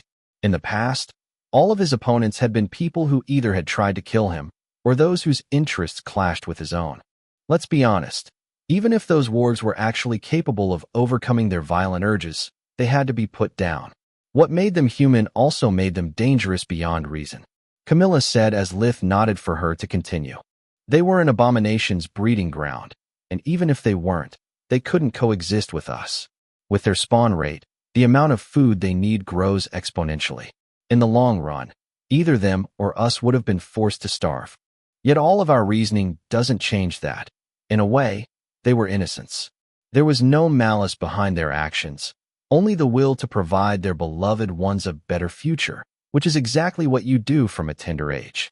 It doesn't matter if you did it out of duty or because this Teska forced your hand. Either way, you have been forced to kill yourself over and over. Lith remained dumbstruck at the realization. The act of killing the wargs was nothing but a drop in the ocean for him. Even the farmer's death wouldn't have left such a strong impression if not for the man's tragic past being so similar to his own. Lith didn't feel bad for them. He felt bad because he had walked more than 1 mile in their shoes. He knew how hard it was to fight against impossible odds, just to fail miserably because of an unavoidable fate, like it happened with Carl. Are you saying I'm feeling bad for myself? Lith said with a flat tone, the numbness still paralyzing his feelings. Yes, and you have every right to. Because you did the wrong thing for the right reasons, and because this job just took away a piece of your heart. She angrily slammed her fist on the table, yet her tears never stopped. Why are you crying? Why are you so angry? Lith asked. I'm angry because of what the army made you do. They can call it collateral damage, or with any fancy word they want, but it's still murder. I'm crying because you can't, she said while placing her hand above his heart. You don't have to cry in my stead. He replied. I want to. Someone has to. Otherwise you'll just shrug everything off like it's nothing and add another scar in here. Camilla placed her hand above his heart. Believe me, I know that there are wounds that never heal. They can get better, but the pain is always there. She remembered the pain of living her early life feeling nothing but a tool in her parents' hands. How difficult it had been to leave everything behind, even her beloved sister Zinnia, to have at least a chance at happiness. After Camilla joined the army, her father had disowned her, breaking her heart. He later revoked it when she became a lieutenant, but he only did it with the aim of exploiting her authority. She had hoped that time and distance would help her parents to understand how much they loved her. It worked. Unfortunately, their love amounted to nothing. The realization hurt her deeply, but at the same time, it set her free. At that point, it was Camilla's turn to disown her family and change her last name. Family had become a 4-letter word for her, and it was one of the reasons why she had yet to marry. I know how hard it must be even talking about this. There is no escape from such ugly events, but you don't have to bottle them up, nor to face them alone. Do you have plans for tonight? She asked. Lith shook his head. He was way ahead of schedule for his rounds. Unless an emergency happened, he had at least 2 free weeks. Then it's a date. I'd love to leave early, but my supervisor would skin me. We are currently understaffed, she said while wiping off her tears. These are the spare keys for my apartment. Wait for me there. I'll come back as soon as I can. She took the recording device and left before Lith could reply. Even in his confused state, he realized how big of a step it was for her. Giving him free access to her apartment meant she was willing to further deepen their relationship. I doubt she usually brings along spare keys, unless she had been considering to give them to me for a while. He thought. Agreed. Solus sighed. She is completely right. The mission with the wargs pushed all of our wrong buttons. I feel like crap too, and I'm not in the mood of remaining alone either. I can't stand being the third wheel, not today. Can you please bring me to Lucia and call Tista? I could really use a friend. Of course I can. Lith replied as he left the army's headquarters for the local branch of the Mage Association. Solus didn't understand why he took that detour instead of using the army's warp gate until he bought another communication amulet. I know how bad you feel and how insensitive I can be, especially when I'm neck deep into my own shit. You shouldn't spend the night holed up in the ring while I have fun. You deserve so much more, and I'm sorry I can't give it to you. He thought. The least I can do is to give you as much independence as I can. He had Solus imprint her own amulet before sharing with her his rune, Callas and Tistis. Solus was deeply moved by his gesture. Even though she had never expressed it, Solus had long since desired to have a way to freely talk with her friends without going through Lith every time. It was the first present he had ever given her, and it was akin to freedom. Solus didn't perceive it as distancing himself from her. Quite the opposite. Lith was recognizing her as an individual, giving her some personal space and his trust. They shared an enormous pocket dimension, yet until that day it never contained anything of hers. That communication amulet was her very first possession in over 12 years. She loved both Lith and the amulet beyond what words could express. Chapter 512. As joy overwhelmed Solus, she couldn't help but wonder what would have happened if she had made her move before Camilla did. Solus was hurt, and so was Lith. Maybe it could have been the right time to reveal him her human form. Maybe, by sharing their weaknesses, they could have grown closer and stronger. Unfortunately, happiness was but a temporary respite before her wounds ached again. Their bond made them experience each other's suffering. The combined emotional pain was unbearable to her. I need some time to understand how much of what I'm feeling is because of him and how much it's because of me, she thought as Lith brought her back to the mana geyser near Lucia. In her tower form, Solus could remain separated from Lith for a prolonged time without any of her abilities being diminished. As soon as he left, Solus asked Tista to join her. In the past, Scarlet had told them that Lith was corrupting Solus. Back then, she had given no importance to those words. After what had happened with the wargs, she needed time, distance, and a friend to make sure that they didn't hold any truth. House Erna's Grand Duchy. Journey's birthday was nearing, and the entire household was busy with the preparations. Usually she would keep things simple, making it a social event of small importance. Her job as a royal constable coupled with her personality didn't make her very amiable. The events in other, however, had forced her hand. The crown had decided to award Journey for her services during the celebration, using her as an example for the other ancient noble households. This made her guest list much longer than usual and not limited only to her closest friends and family members. It was the reason why she had recalled home all of her children and invited most of Lith's family. Aside from her eldest son, Guneen, who would inherit the title of Duke in case anything happened to his parents, everyone else hadn't attended to a real social event in years. After finishing the academy, Quilla had been working in the light department of the White Griffin. After a couple of failed attempts as an adventurer, she was usually too busy with her research to take part in any non-mandatory celebration. Becoming a professor without solid achievements was impossible. After realizing she wasn't a fighter material, Quilla was resigned to obtain that role by contributing to expand the magical knowledge of the kingdom. That kind of discoveries required time and effort. Quilla was also determined to having a family of her own, so between her research and her social life, she didn't have much free time left. Journey missed her, but at the same time was really happy that Quilla had overcome her trauma and managed to live independently. Also, she seemed to have the most successful romantic life among her sisters. "Are you finally going to introduce to me this boyfriend of yours?" Journey asked while the butler served tea and pastries as the entire family was taking a break in the living room. She already knew everything about him. She had performed a full background check the moment Quilla had mentioned him twice. When she started to speak with Journey about her boyfriends, it meant things were getting serious, and so would Journey. She feigned ignorance only to not make Quilla feel pressured or scare him away. Most young men would quake in their boots just by hearing Journey's name. Everyone had something to hide, and even if they didn't, their families would. "I hope so, Mom." Quilla sighed. Time and her adoptive parents' loving care had turned the skinny and child-looking small girl into a pretty young woman. She was now 1.65 meters, 5 feet 5 inches, tall with long brown hair with shades of silver, which proved her affinity for light magic. I really like Anathor, but I'm starting to fear he doesn't feel the same. Either that or he has something to hide, which would be even worse. He's making too much of a fuss about meeting you and Dad. It's suspicious. My thoughts exactly. Journey inwardly nodded. Don't worry, dear. Maybe he is just shy or he doesn't feel yet ready to marry. She actually said, not wanting to sound paranoid. Yet she was proud of her daughter, not letting her feelings preventing her from using her brain. For a noble, meeting the parents is a big step forward. Yeah, or maybe he's just another jerk. Quilla grunted. Being a member of a very powerful family and a powerful mage, she had learned most of her lessons the hard way. Men would usually approach her and her sisters with a hidden agenda. Well, at least you have someone. Freya snarled while sipping her tea. I'm single for months, and my last boyfriend lasted less than the effects of a potion. After Nalir's attack, she had become wary of both men and women. Freya was a gorgeous girl, 1.67 meters, 5 feet 6 inches, tall, with long black hair with shades of red held up in a ponytail.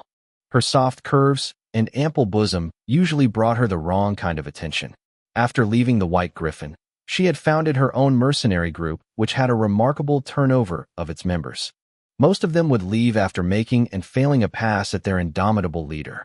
Freya didn't join the army to not have to compete with Floria again, and she had learned from her time as assistant professor that she didn't enjoy teaching.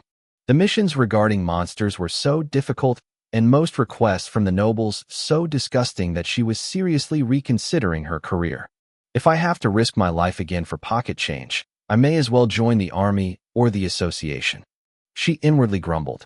After paying for the equipment and covering the travel expenses, even killing a tribe of monsters didn't pay much. That's because you have high standards and you travel too much. Floria shrugged. Unless you start dating the members of your unit, only gold diggers will be willing to put up with your crazy schedule, said the one who didn't have a single date for over a year after dumping her boyfriend. Freya's retort made Floria spill most of her tea on the table. It was an unwritten family rule that only their parents were allowed to mention Lith in front of her. Boot camp is no vacation. After that, I was just too busy. Floria quickly regained her cool. Please, even I don't need over 6 months to get a date. I think you made a mistake breaking up like that. You could have just taken a pause. Freya was still angry at her sister. Lith was Freya's best friend, and the only man beside Orion she was able to fully trust. She blamed Floria for cutting him off their lives. Agreed. Quilla, Journey, Orion, and even Lucky said in unison. The big dog had evolved into a magical beast, becoming able to talk and reason. It had also earned him a spot at the family table and a strict diet. It's not because of lack of trying on my part, Floria said while blushing violently, noticing that most of the house staff was nodding at the family's statement. In fact, I do have a date for the gala, she said, leaving even the butler with his mouth wide open. Chapter 5:13. Is this guy for real, or is he just someone you've made up to avoid the crossfire? Freya asked. Caroline is real, and just for your information, he is my boyfriend. Floria didn't even try to hide the pride in her voice. She had much more difficulty compared to her sisters finding someone to date. Floria was a very tall woman by Mogur's standards with her 1.8, 5 feet 11 inches, meters. She had long black hair with shades of blue, hazel eyes, and the build of a professional swimmer. Her features weren't as cute as Quilla's, and she was nowhere as curvy as Freya. She was taller, stronger, and magically more powerful than most of the male population, which made her quite intimidating at first sight. Even a second or third might not help. Floria was pretty, but her serious expression coupled with her physique gave the impression she could kill a man with just one hand. When her suitors discovered it actually was an easy feat for her, they would usually run away. Why have you never mentioned him before? Journey was really curious to meet this Cowlion. He had to be either a remarkable man or a fool, because I wasn't sure if he is looking for a fling, a relationship, or something more. Actually, I'm still not sure. Since I don't think that more dates can clear things up, I decided to see if he's willing to meet you, and he said yes. She said while gloating at the thought that her worst fears hadn't come to pass. Callion's choice meant he was serious about them. Otherwise, he wouldn't dare face her parents. Whatever. I bet he is a fool. Orion's voice was sour like an unripe lemon. You should have kept the little monster. He at least had a spine. Not to mention he is collecting titles like they are autumn leaves. Gods, I never thought I would say it, but I miss him so much. Dad, you never liked Lith when he was my boyfriend. You never like any of them. I'm sure that if we were to get back together, you wouldn't like him again. Floria rebuked, obtaining an approving nod from the rest of the family. Floria is right, Dad. Freya said. Try not to ruin everything for Quilla and Floria. We deserve your support, not your sabotage. I'm really glad to hear that, dear. Journey said with a soft smile that gave her daughters the creeps. It was the kind of warm, motherly smile that she usually displayed before landing a killing blow. It would have been so awkward introducing Litha's lovely girlfriend to you otherwise. As usual, Journey didn't disappoint them. Most of their tea fell onto the table, while a couple of cups broke into pieces. Floria's and Orion's. It's over. Journey already met her, and she is giving her approval. She would never call a gold digger lovely. Orion inwardly griped, feeling his heart sink. Her name is Camilla. She is a smart woman who will become my apprentice in a while. Are they? Floria attempted to ask with a casual tone. Planning to marry? Journey interrupted her to land another sucker punch. Maybe. All I can tell you is that they seemed really close back in other, and Alina was crazy about her after Lith brought Camilla home a few months ago for his birthday. The rest of the cups shattered in unison, making the butler emit a low whine. He had just finished cleaning the floor for the second time in less than 5 minutes. Too bad, I liked him. Lucky said. He had a pleasant smell, and whenever Floria was worried about my weight, he slimmed me down a bit. First, he's not dead. Second, he did what?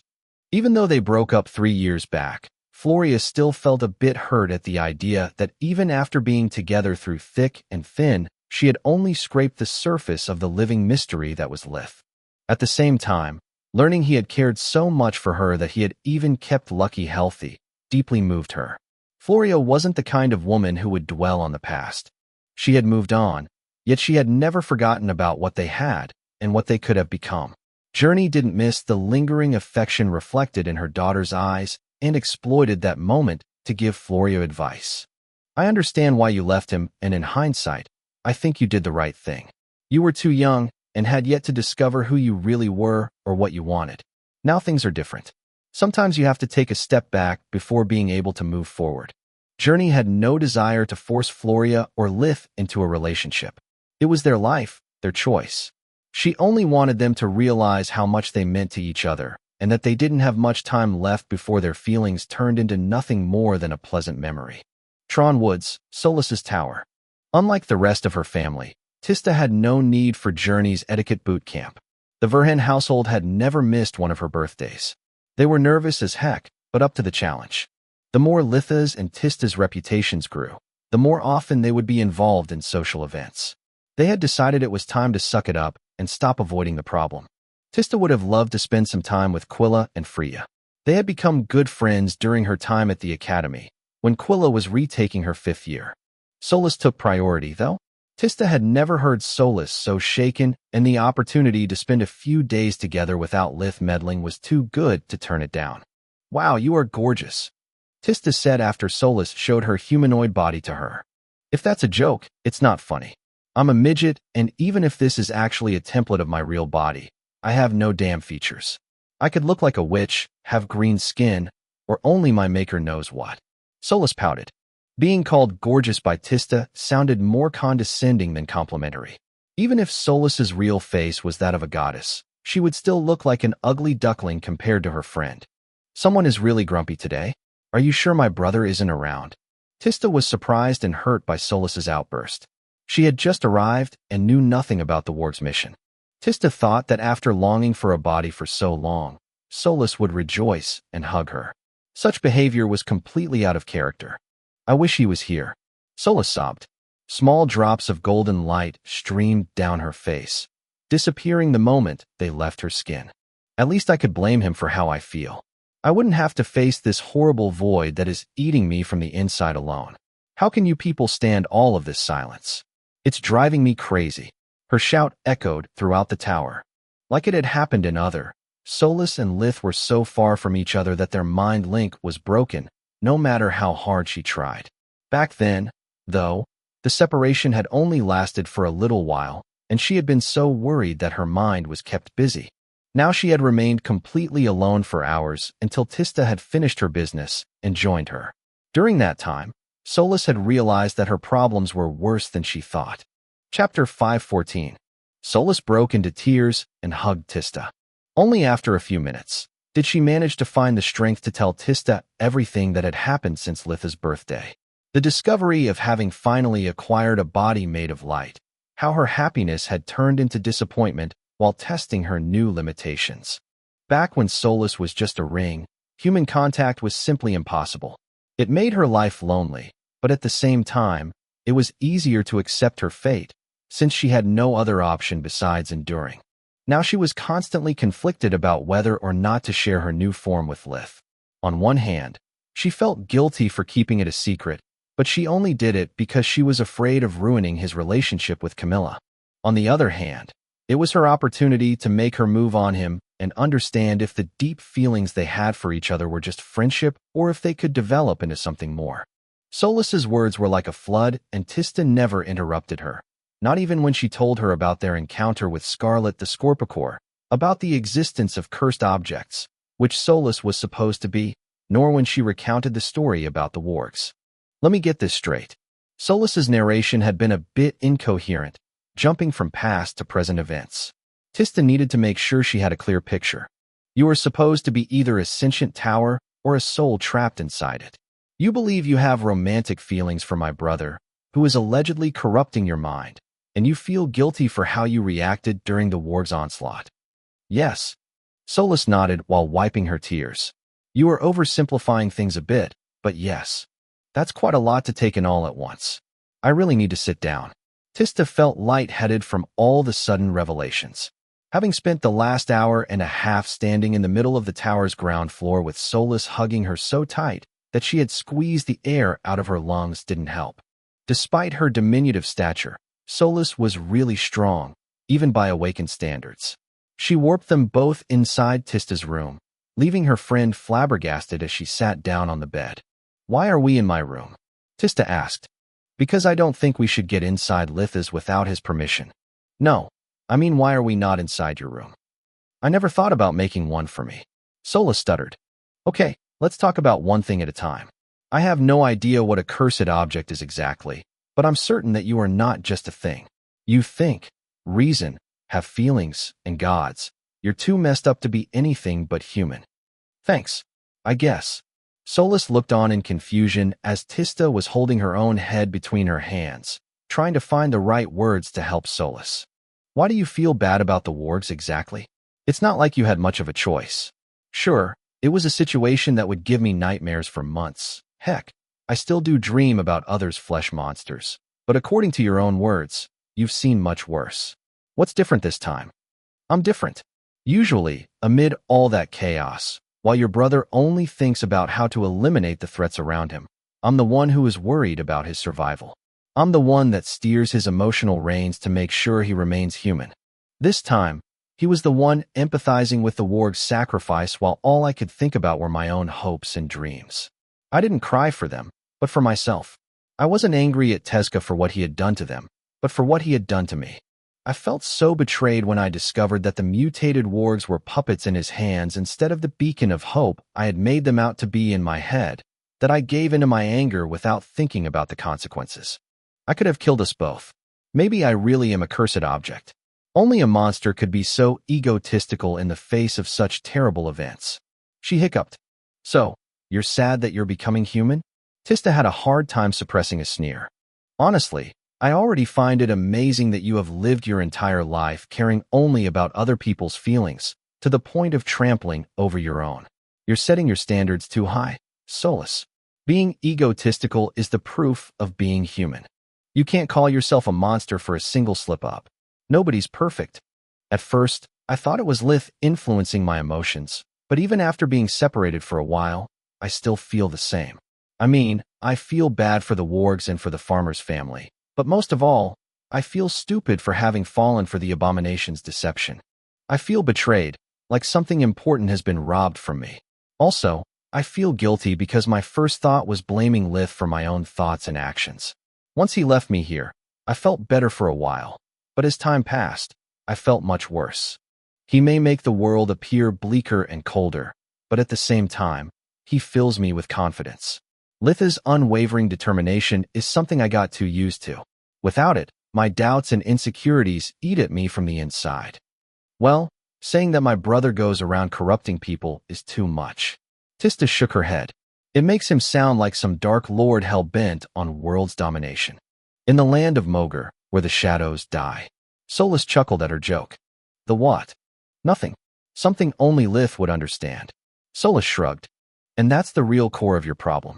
Being reliant on someone is a good thing. Being dependent is not. I'm not questioning your feelings, but you've lived all this time as nothing but his secretary. Tista would have slapped her brother for being so inconsiderate. Luckily for him, he was beyond her arm's reach. You gave yourself such a small role in your own life that you didn't even make a room for yourself. You need your own spaces, damn it. Buy yourself some clothes, some furniture. You can't spend your life being Lith's ring. The relationship you two have is wonderful, but it becomes unhealthy the moment it prevents the both of you from growing further. As long as Lith is the only man you know, you'll never understand if what you feel for him is love or just affection. But, Solus timidly replied, no buts. You made his room. Mine. Now make your own. Tista ordered. How should I make it? How should I know? It's your room. You are the one who has to like it. I don't know what I like. Solus lowered her gaze in embarrassment. Can you leave the tower's premises? Tista asked. Yes, if I return to my ring form. Do you have money? Plenty in my pocket dimension. Then get changed. Today, I'm going to teach you all about shopping. Lith woke up the next morning in Camilla's bed. His memory was fuzzy. The last thing he remembered was returning to Belius after leaving Solus in Lucia. My clothes are on, which is new but unsurprising. I was quite messed up yesterday and definitely not in the mood for. His train of thought derailed when he realized that he couldn't move. Chapter 5:15. His battle senses awakened immediately, clearing his mind and priming his body. Lith remembered how after reaching Belius, he had noticed that his pain and suffering had decreased remarkably. The mental relief had been so intoxicating that he felt like he could break a random stranger's neck with the same ease he could order a beer. His conscience remained as dead as a doornail until someone bumped into him, and Lith almost gave in to his impulses. Until he thought about what his family, Camilla, and Solus would think of him if he actually did it. Only then did he regain his common sense. He could easily make up a lie for the local constables, but he couldn't lie to them. Is this really who I am without Solus and without a mission? Do I really not give a rat's ass about other people's lives? It took barely a single minute to admit to himself that the answer was yes to both questions.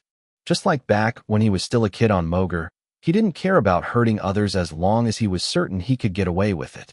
Yet all those years since then had changed him enough to realize how wrong it was, to the point that he was almost scared of himself. His next move had been going to a bar to drink. Alcohol made him softer and more susceptible to emotions. Lith drank until he was certain he would think about it at least twice before offing someone for petty reasons. Only then did he go to Camilla's home, where he fell asleep due to the boredom of waiting. Whoever bound me is about to enter in a world of pain once I. His angry train of thought derailed when a simple air spell lifted the bedsheet, revealing Camilla snuggled up between his arms wearing a thin nightgown. Is that a spell in your hand, or are you just happy to see me? She asked with a sleepy voice as the small storm in Lith's right hand faded away. How did we end up like this? Lith asked, pointing at his left arm and leg stuck under her body. Well, when I returned home last night, someone had one drink too many and screwed up all my plans for our evening. She sighed while thinking about the time and effort she had wasted to come up with a way to console him and pick up his favorite dishes from their favorite restaurant. Then, as soon as I got in bed, you clamped me like a bear trap, and here I am. Lith checked his pocket watch, discovering it was quite late in the morning. Why didn't you wake me up? You should be at work already. Lith felt like an idiot, yet he didn't let go of her. Camilla's warmth was keeping the cold, indifferent void his mind experienced while Lith was away from Solus at bay. Don't worry about that. I took sick leave to take care of a relative in need. She replied with a giggle. Camilla didn't have the heart to wake him up, nor to leave him alone after what he had gone through. Little did she know that the nightmares she had witnessed Lith experiencing had nothing to do with the wargs. Alcohol was a double-edged sword which opened old wounds related to his brother's death. I'm not your relative, and as far as I know all leave had been revoked. This could get you in trouble. Why did you do that? Because you looked like you needed it. Her loving smile warmed Lith's heart, and so did her words when he realized they were the same he had used during his birthday party. Besides, according to the law, I have no family, and after 10 years of loyal service, I doubt someone will care about a couple days off. Camilla noticed that despite Lith seeming to have completely recovered, his hands were shaking. She pulled the blankets back up, hugging him tightly as she tried to understand why he felt so cold. What do you mean, no family? I remember you talking to me about your parents and your siblings. Lith tensed up, thinking that Camilla had lied to him right from the start. Lith pushed her far enough away to look her in the eyes while questioning her. His voice sounded much colder than usual. Camilla swallowed a lump of saliva along with her feelings. His lack of trust hurt her. I think it's time to talk about those sad things I often mention, but always gloss over, she said with a sad voice. Reopening old wounds was painful, but the sudden gap that had appeared between them was much worse.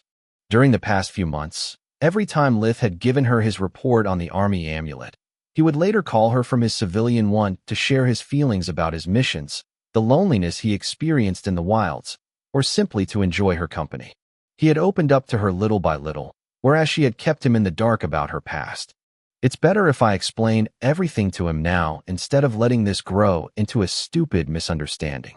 The gods know both of us have no need for useless drama, she thought. Camilla told him about how she had escaped from her family to avoid an arranged marriage, how she had gotten disowned by her father, and how she had later returned the favor once they had tried to manipulate her again. Why didn't you mention any of this before? Lith inwardly sighed in relief as his doubts were replaced by empathy. Camilla's parents reminded him of his own back on Earth, making him feel compassion for her and bloodlust for them. Because at first, it was none of your business, she said with a firm tone, never averting her gaze. I don't go around dumping my problems or my baggage on complete strangers. I agreed when you asked me out because you were the first mage who ever gave me a second glance, and also because I was curious about Lith Verhen, the kingdom's new golden boy. I never expected things to develop this way. I'm afraid of commitment, and I thought that between our difference in social standing and the age gap, you would have soon lost interest in me. Then, she lowered her eyes.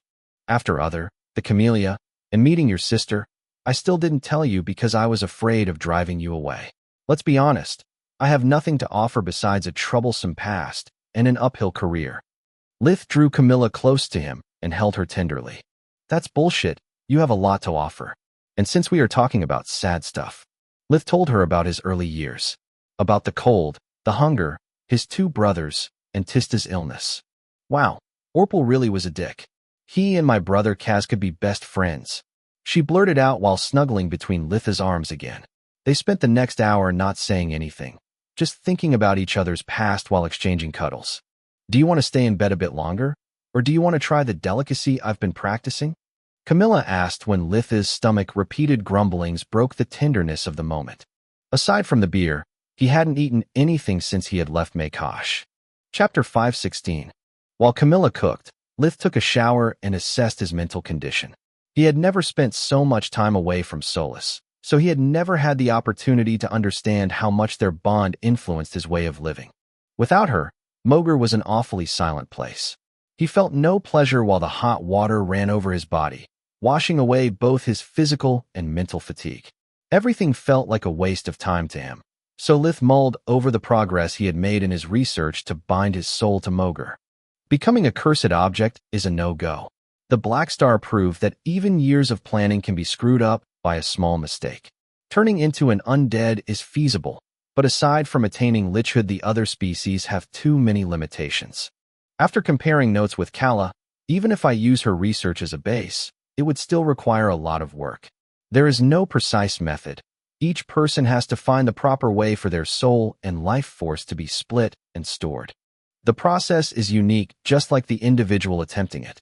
There is no cookie-cut version or shortcut. Fuck dungeons and looting. Here sacrificing innocence makes you a sociopath, not a lich. So far, my best shot is Arthan's madness. If Thrud made it, so can I. There are too many people on Mogar that don't deserve to live. Thanks to invigoration and body sculpting, I can turn anyone into a proper vessel. At least in theory. I'll keep that as a backup plan if I can't find something more definite. Repeating the process is a hassle, not to mention Solus might not be enthusiastic at the idea. Only the thought of his loved ones prevented him from considering human lives in terms of statistics or in terms of a cost-benefit analysis.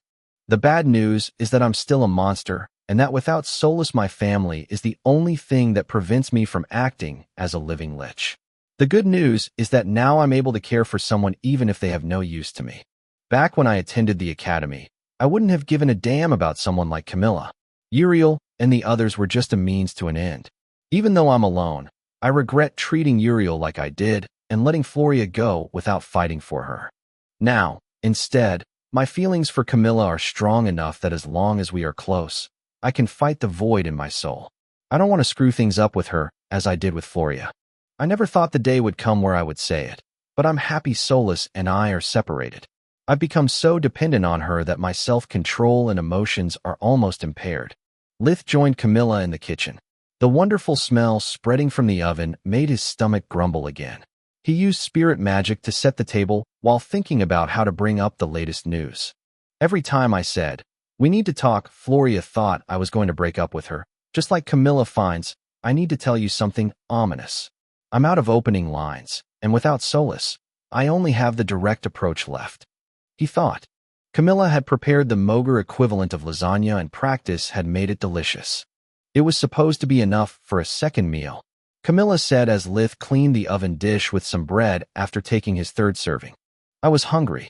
All that work in the kitchen and you ate everything in just a few minutes. You could have at least chatted a bit. Maybe have even complimented the cook instead of eating like a famished troll. She grumbled. It was really good, Cammy.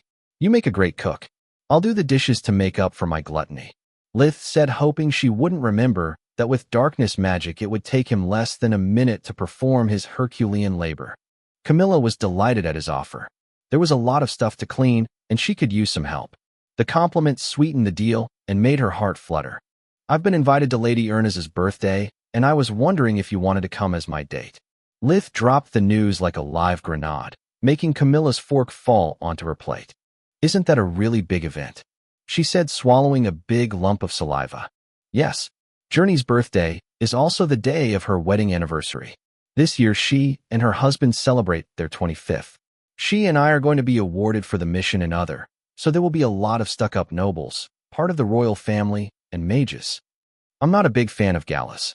Camilla's stomach was churning. I have never attended one. I have nothing to wear for it, and my etiquette is rusty at best. Also, if I come with you, all eyes will be on me. It would be incredibly awkward. Thanks for the invite, but maybe it's better if you take Tista. Actually, my whole family has been invited already, so Tista will come with her own date. I've been friends with the Ernas ever since I dated their daughter, Floria. I can understand if you would prefer to.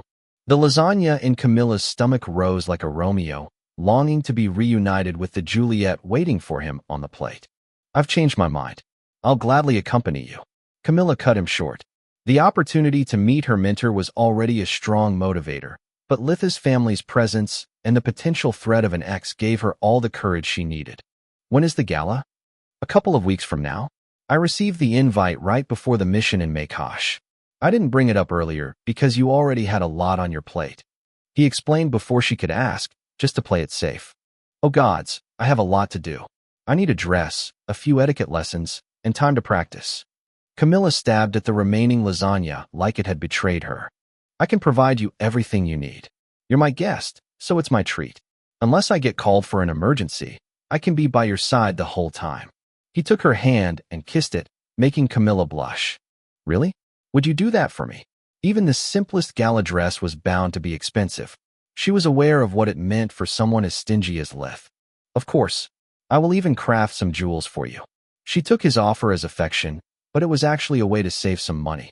Thanks to Rena's father-in-law, Zekel the blacksmith, Lith could obtain the materials at a discounted price. Lith had long since learned to use magic in the forge to shape precious metals without the need of a goldsmith. Even in the past, every piece of jewelry he had gifted someone had been made at cost. "Thank you so much." Camilla was almost moved to tears. "If there's anything I can do to repay you, you just have to ask." She rubbed his hand against her cheek before kissing it. "Actually, there is. Speaking of plates, are you going to eat that?" Lith pointed at the remaining lasagna. "Yes, of course I will." She took a big bite to emphasize her point.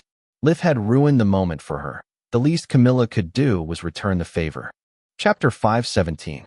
Lith and Solus spent the next few days apart, each trying to find a way to cope with the sense of inadequacy the absence of the other caused. Where Lith was bordering on impassivity, Solus was too emotional. He was as strong-willed as she was indecisive. Even when Tista had brought her shopping, Solus worried more about what Lith would say after checking the prices or about Tista's opinion instead of focusing on her own needs. Tista ended up buying her a lot of clothes that Solus wanted to return at first, only to then spend hours trying on each of them once they were back at the tower. Lith was surprised when Journey summoned him to house Ernest a few days before the party.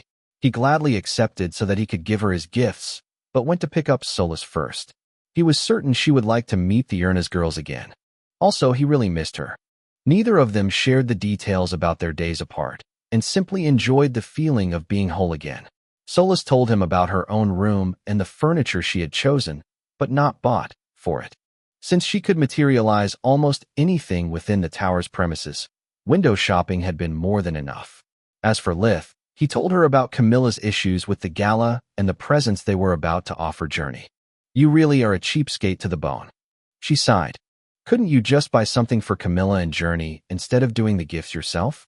With all the money we have in our pocket dimension, it's not like we're poor."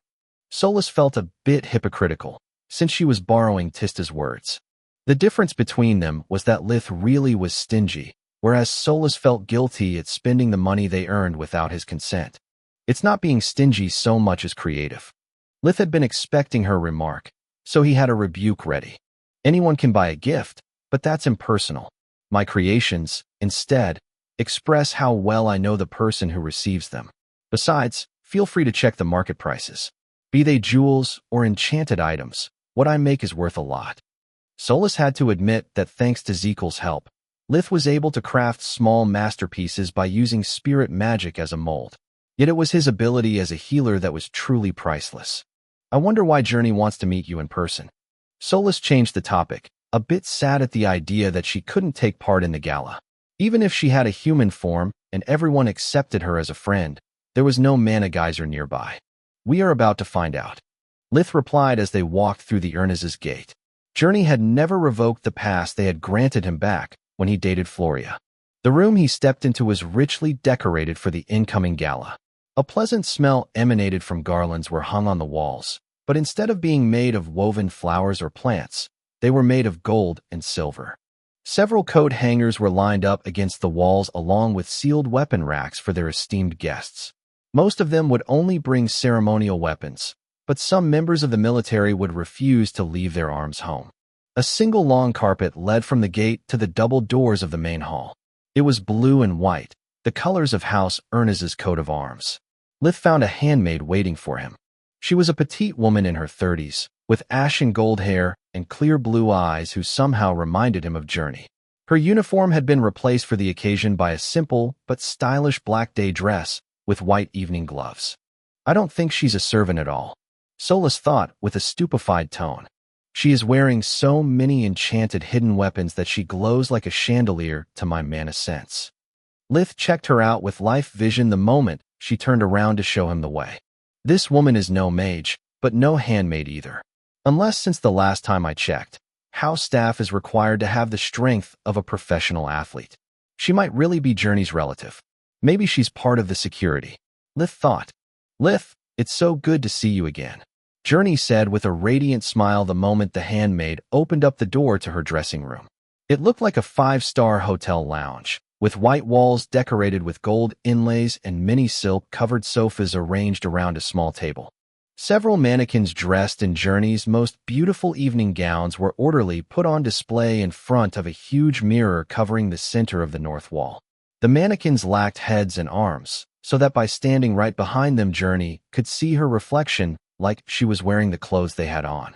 Lith remained amazed when he noticed that every single wall was actually a finely carved closet, each one filled with dresses, shoes, and hats for every season. The doors separating them were so smooth that he would have never realized their real nature if some of them hadn't been left open. His surprise peaked when he managed to stop calculating how much money that single room was worth and looked at his host.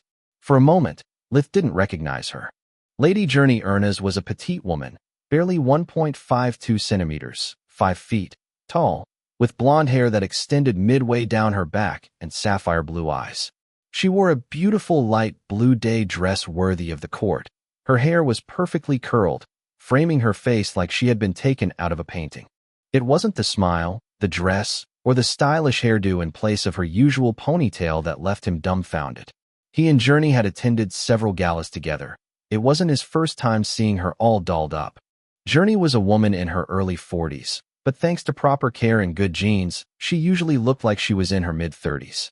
Now, she would barely pass as older than Camilla. It was like she had suddenly got 10 years younger. "Lady Ernaz, you're stunning," he said with a little too much enthusiasm, making both his host and her maid giggle. "Thanks, but remember that I'm a married woman, young man." She hugged him as he bent down to give her a bow. "You're among friends. Drop the formalities and call me Journey. You've already met my cousin Dida. She'll supervise the security of the event. My maiden family always takes care of these kinds of events." Dida was surprised by Journey disclosing such details to a stranger, but she didn't let it show. She gave Lith a polite curtsy and left them alone. "Where are the girls? I was hoping to say hi and catch up with them. I haven't seen them in months." Lith looked around a bit disappointed. He liked Journey, but she always had a hidden agenda. "I asked you to come now precisely because only Lucky and I would be home. There are a few things we need to talk about before the gala." She sighed. Chapter 518. Lith had no idea why she included the dog on the list. Lucky's only worth was that it made Floria happy. Otherwise, Lith would consider it just an overweight lump of fur. First things first. Lith took out the first part of his gift from his pocket dimension. "I wanted to give you this now, so that you had the opportunity to wear it at the gala. If you like it, of course. This is my birthday present." He handed to her a finely decorated circlet. Since Journey was blonde, Lith had made it out of silver, so that the contrast would emphasize the beauty of its wearer. The diadem seemed to be made out of small and thin feathers, each one with a small black diamond set near its end. "It's beautiful, almost worthy of a queen." Journey wasn't being polite. Although the circlet was really light, each feather was so lifelike that she expected to see them fly away at the first gust of wind. The almost was required, since to be perfect, the diadem needed a big black diamond on its center, where Lith had left an empty space. It wasn't just a matter of him being stingy. The Verhen household had no fief nor noble titles. Any more effort on his part would be interpreted as showing off or even make the circlet appear like a betrothal gift. That was the reason why Lith had left it perfectly imperfect. "Now it's time for my anniversary gift," Lith said. "Please, give me your hands." Journey did as instructed, feeling a warm sensation spread throughout her body the moment they touched. Lith used invigoration while chanting some gibberish to spot and fix all bone, muscle, and even intervertebral disc damage. Normal healing magic only sped up recovery, so internal scar tissues and calluses had accumulated inside Journey's body over time, due to her line of work and aging. Good gods, not only do I look 10 years younger, but I also feel that way now. Journey knew her body well enough that it only took her a few steps to realize what had happened. Healers capable of using rejuvenation magic are already rare. I would have never thought to meet one also capable of dabbling in cosmetic magic. Journey said with a grin, making Lith lose his poker face for a split second. Rejuvenation magic was a rare branch of healing magic that allowed the mage to restore an aged body to its prime condition. Even the 3 great countries had very few mages capable of using it, and they were all as elusive as Manohar. It made his gift extremely valuable. Each treatment was valued at 5 gold coins for a regular person, but over a dozen for the battered body of a veteran fighter. Cosmetic magic? Lith had never heard of it, not even during his studies at the White Griffin Academy. No need to feign ignorance. Journey laughed. I had my suspicions since the first time I met your parents. I would have never been sure if Lucky hadn't ratted you out. Lucky did what? As if to answer Litha's confusion, a small re entered through one of the doors, waggling its huge tail. It was as big as a pony and had the characteristic crimson fur of the wolf-type magical beast. Sorry, brother.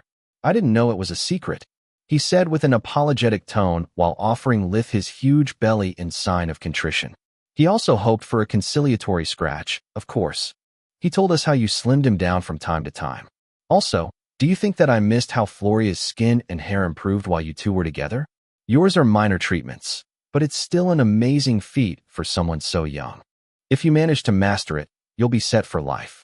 Consider that I had to spend 100 gold coins to become like this. Journey waved at her own younger appearance. 100 gold coins. Lith almost choked on those words.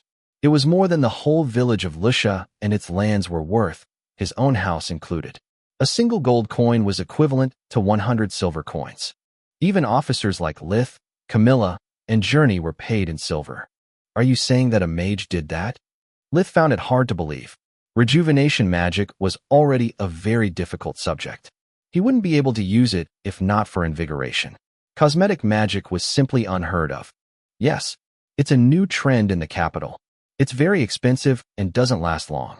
It requires heavy alchemical machinery, and according to its creator, Mage Hasa, it's a safe procedure even if it involves the alteration of the patient's life force.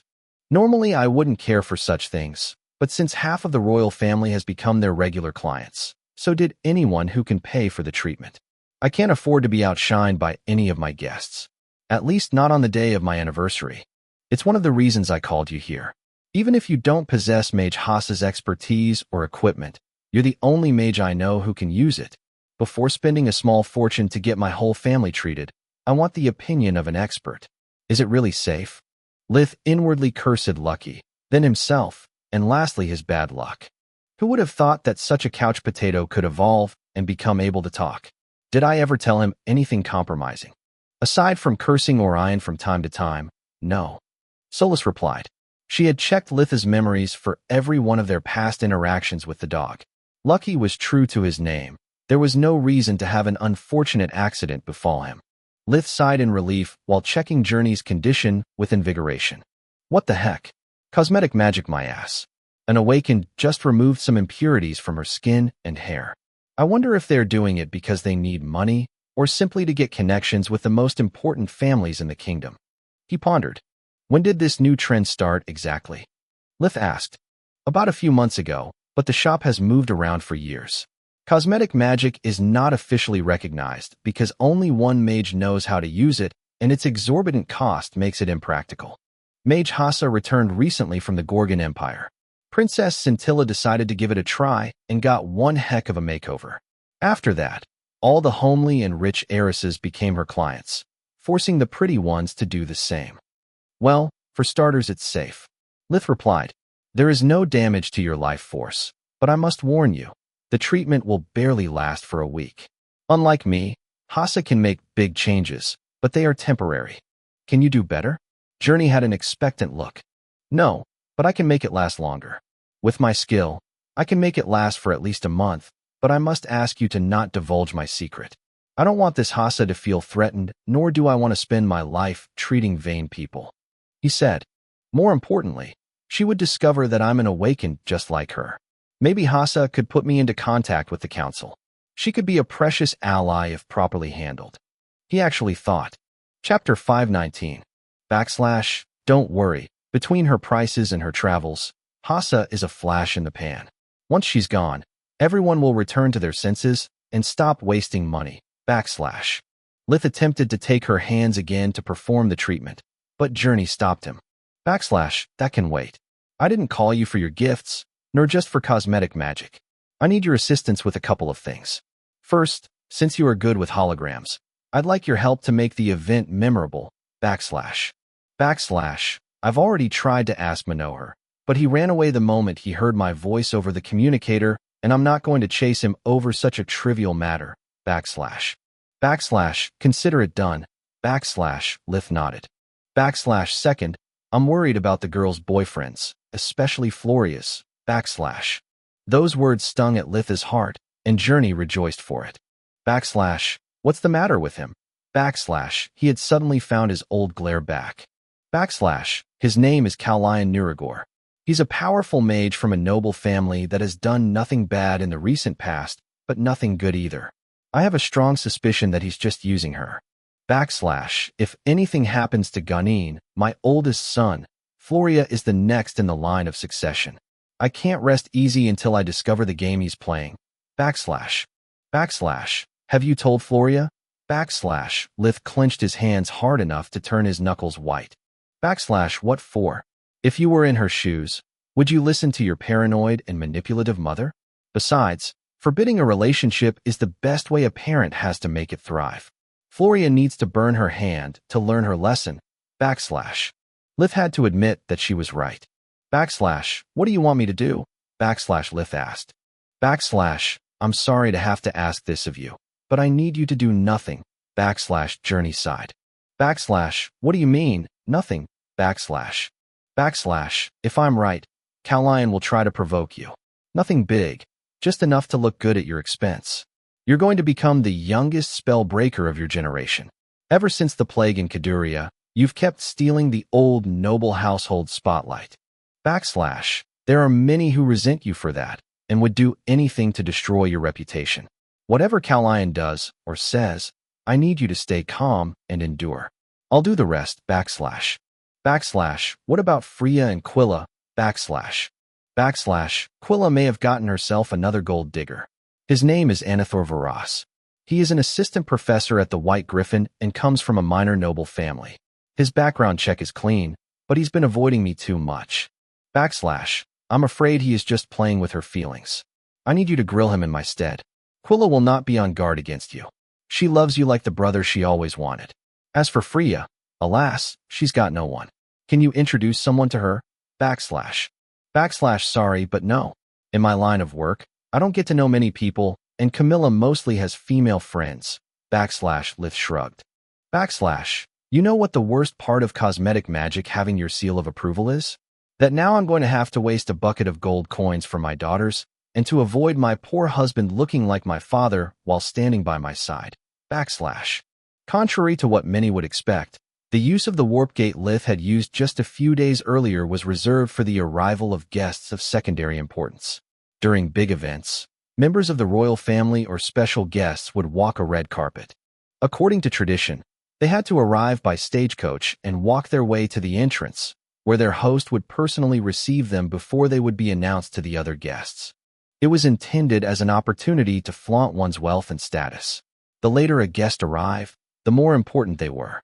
The last ones to come were always the members of the royal family, so that they were the only ones who didn't have to introduce themselves. Lith would have gladly passed as a minor guest rather than waste so much time in the stagecoach that Orion had waiting for him outside the local branch of the army. For warriors like Journey and him, being rejuvenated was a priceless gift. After Lith had restored Orion's vigor, making him feel like he was 20 again, the commander of the Knights Guard had been adamant in assigning Lith the best stagecoach and the best honor guards his Grand Duchy had to offer. I can't believe I treated him so badly in the past. Orion inwardly griped. He could have asked me hundreds of gold coins, and I would have gladly paid the price. No amount of gold is worth making sure that I come back home to my lovely wife and children. Yet he gave it freely to me, even though he knows it's easier to find a unicorn than a rejuvenator. I take back at least half of the bad things I thought about him. Yet Lith didn't do it out of the goodness of his heart. The crown had finally granted him access to several forbidden books about souls, allowing him to take a new step forward in finding a solution for his reincarnation problem. Unfortunately, most of them were very obscure. They would constantly quote other books or complex theories that Lith had never heard about, requiring him to further expand his research. To do that, he needed to prove his worth as a healer. He couldn't afford to be considered just an exceptional diagnostician. Revealing that he was able to rejuvenate made him the fourth most important healer at the Crown's service. Only Manohar, Marth, and Vaster were known to be capable of using rejuvenation magic. This move had allowed Lith to help his friends and make the Crown grant him more privileges without him even asking for them. Two birds with one stone. Lith had discovered that souls were a controversial matter. Only necromancers and healers who had sought the perfect resurrection had thoroughly studied them, but each one had a different theory, which made things even more confusing. The silver lining was that thanks to his resurrections, Lith had practical experience on the matter. It allowed him to rule out all those paths of research that weren't able to explain his condition. This is bullshit. Lith lamented for the umpteenth time since the carriage had started to move, making his family and Camilla groan. He was wearing a very expensive and very formal suit, closely resembling white tie attire from Earth. It consisted of a black dress coat with tails over a white shirt, a peak waistcoat, and a white bow tie worn around a standing wingtip collar. I spent months learning how to open dimensional gates. Why do we have to waste all this time? Isn't it much fancier and more practical to warp to their doorstep? Not at all. Camilla explained. This way our identities have been verified and our possessions searched before the gala. Otherwise, every guest would have to be detained upon arrival until they are cleared. Unlike those who take the Ernest's gate, we get to skip all of the security checks. Use this time to relax, or at least try to not upset me more than I already am. I can't believe I'm going to meet the royals at my very first gala. Chapter 520. She's right, dear. Alina said. We're already on edge. Don't make things even harder for us. She was wearing a silk satin cream-colored ball gown, which left her shoulders and arms exposed, and had a square neck. The others joined her plea, forcing him to shut up. Lith was very nervous too, and couldn't wait for the gala to be over. Meeting Floria again after so much time was a bittersweet event to him, especially since now they had both moved on. Things with Solus weren't great either. Lith was happy seeing her grow as a person, but at the same time, he was sad at not being able to spend as much time together as before. Solus now spent her free time in her own room, receiving her friends rather than being around him like in the past. Tista, Kala, and even her vampire daughter, Nika, visited Solus whenever they had a chance. It always happened when Lith was spending time with Camilla, so that Solus wasn't forced to hole up in her ring to give them some privacy. Am I jealous? Lith thought while being careful so that Solus couldn't hear him. I never took Solus for granted, yet I would have never expected that being separated from her even just from time to time could be so painful. Heck, if she ever gets a body, things will become even more complicated. I can only hope that Solus is faring better than me and she doesn't have conflicting feelings about our situation like I do. Lith thought. Unfortunately, she had realized their problem long before he did and wasn't any closer than Lith to finding a solution. As for Solus's feelings, calling them a mess was an understatement. The more time they spent apart, the more she understood how badly she lacked in every social aspect.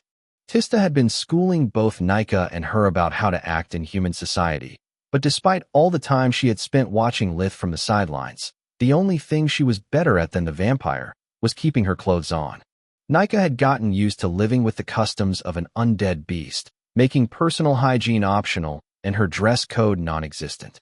She would say anything that came to her mind, no matter how rude, and was completely oblivious of her body language, just like Solus. They would both yawn whenever the topic at hand bored them and eat like starving beasts. Nika because she had no concept of cutlery, Solus because she would become so engrossed in discovering new flavors that she would forget her manners. I would have never imagined that being polite could be so hard. Solus inwardly sighed. Because of our mind link, I'm not used to sugarcoating my words nor hiding my feelings. I'm a terrible liar. I did it only once, and I'm still regretting it. She thought. Yet human interactions are mostly based on deception. Even Tista says that my honesty is refreshing at first, but soon becomes obnoxious. To make matters worse, the few humans who I've met in the Tron woods all ran away screaming. No matter how pretty my dress is or how kind I am, I'm nothing but a monster in their eyes. While Solus and Lith were brooding about their problems, their stagecoach finally reached the Erna's ancestral home. It was Camilla's first time seeing something so magnificent. The manor was surrounded by high white crystal walls, which generated an array that prevented anyone from flying or warping past its boundaries without the use of a special amulet. Their coachman showed his ID to the guards stationed at the gates, who in turn lifted an amulet over their heads. It emitted a ray of light that resonated with Coachman's uniform first, then his papers, and lastly the entire stagecoach. Each of them glowed with a silver light, proving the authenticity of the documents, the man's identity, and that the magical seals placed on the vehicle hadn't been tampered with. Camilla gasped while looking through the passenger window as she noticed that the park around the manor extended as far as her eye could see. Even though the night sky was covered by black clouds, the gardens were perfectly lit. Each statue, bench, and even fountain which decorated the area radiated a gentle glow, giving the hosts the impression of having walked into a fairy tale. The air smelled of freshly cut grass. Flower beds adorned the cobblestone paths that went from the front gardens to the main building.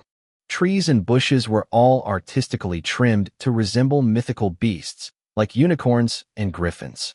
The benches were made of white marble and engraved with runes that made them water and dirt-proof, keeping them dry and clean no matter the weather. The manor itself was bigger than Belius Army headquarters. It extended for at least 3,000 square meters, 32,292 square feet, divided into a main building, a left and a right wing forming a reversed U shape. The massive hardwood double doors of the house were wide open, letting all noise and light coming from the main hall reach the stagecoach's stopping area. Journey and Orion were welcoming their guests as soon as they arrived, letting their house staff escort them inside. Despite the chilly night breeze, the moment the coach door opened, Camilla felt suffocated like she was stepping into a furnace. This isn't right. This isn't my place. I'm just the disowned daughter of a dishonest merchant, she thought as her body was being covered in nervous sweat. Camilla tried to stand up, but her weakened knees failed her, making her stumble on the coach steps. Lith managed to catch her by the waist, using water magic at the same time to cool her burning skin and make the sweat disappear. You almost literally fell head over heels for me. Lith chuckled at his terrible joke as he got off the stagecoach first to help Camilla by holding both her hands. His kind gesture made Camilla find her strength again and made Lith's parents hope for the best. The Erna's couple watched the scene too, but with mixed feelings about it. Long time no see, Lith. It's too bad you haven't grown much since your days at the academy. Orion joked. He was over 1.96 meters, 6'5", tall, with black hair, brown eyes, and a perfectly shaven face. His physique was lean but muscular. Every one of his movements was full of vigor. It's nice to see you too. Is everyone inside? Yes. I'll join you as soon as we're done with our guests. I have a little surprise for you. Two members of the house staff accompanied the Verhens to the ballroom. One of them was Dida, Journey's cousin, who was still disguised as a housemaid. The other was Dieter, an old family butler who managed to glare at Lith like he was a traitor while maintaining perfect composure. I guess it's reasonable to assume that the rest of the staff blames me for the breakup too, Lith thought. The entrance had a double staircase leading to the first floor of the house, which formed an arch above the door leading to the main hall, where the guests would mingle while waiting for their hosts to arrive. Lith sighed, hoping that when his past and present clashed, he wouldn't be caught in the middle. Chapter 521. Great Mage Lith Verhen and First Lieutenant Camilla Yeval. The head butler announced with a magically amplified voice. Just like Camilla had feared, all eyes were on her. Lith had stopped being a novelty after the king himself had bestowed upon him his family name. With each achievement he acquired, the old noble households despised him more, while the new magical bloodlines considered him a leading figure for their cause. Half the room watched him walking down the small staircase leading to the main hall with admiration, while the other half just wished that he would fall and break his neck. Both kinds of gaze only lasted for a split second before moving to his date. Many noble dames had a cruel smirk on their faces, their mouths already opened and ready to badmouth the dirty, poor social climber who in their minds had no place among them. They had learned the hard way that Lith had no weak spot. Both his clothes and manners were always impeccable. Belittling his powers was akin to suicide, since not one of their heirs would qualify as his equal even when he had just graduated from the academy. Now that he was a great mage and was about to be appointed as a spell breaker, many families had to go way down their family tree to be able to name a relative they could compare to him. The nameless civil servant accompanying him, though, was bound to be an easy target. Or so they thought, until their peers started to laugh at them, mistaking their expression for awe. Even after a long look, they couldn't find anything wrong with her looks. Quite the contrary, more than one dame stared at her in envy. Camilla wore a silk satin red evening dress with a V neckline, which left her arms and shoulders exposed, plus it emphasized her bosom. Lith had made her a golden circlet that appeared to be made out of small camellias woven together. The gold of the circlet brought out her black hair, and vice versa, while both shone under the magical lighting of the room. She also wore one of Lith's forge-mastered camellias on her right wrist as corsage.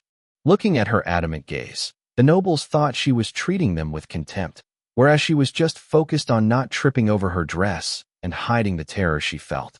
She listened with relief as the butler announced the rest of the Verhen family, making many gazes move to the top of the stairs again. Every female member of Lith's family wore a circlet and an enchanted corsage, each one projecting the image of a different flower from earth made from a different element. A fiery rose for Alina, an icy orchid for Rena, and a black lotus for Tista. They all had pestered Lith to forge master something for them too.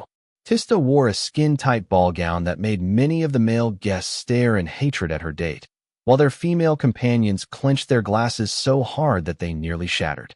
I've spent over 100 gold coins in cosmetic magic, and I'm still an ugly duckling, they thought in unison. Lith.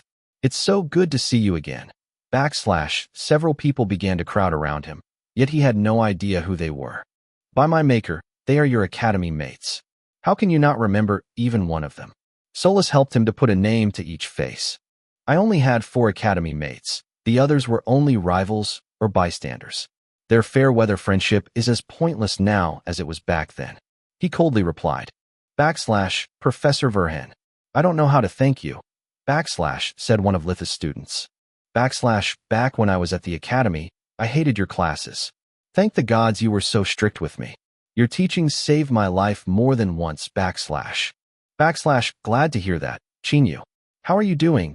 Lith replied while shaking his hand. He remembered all the names of his students.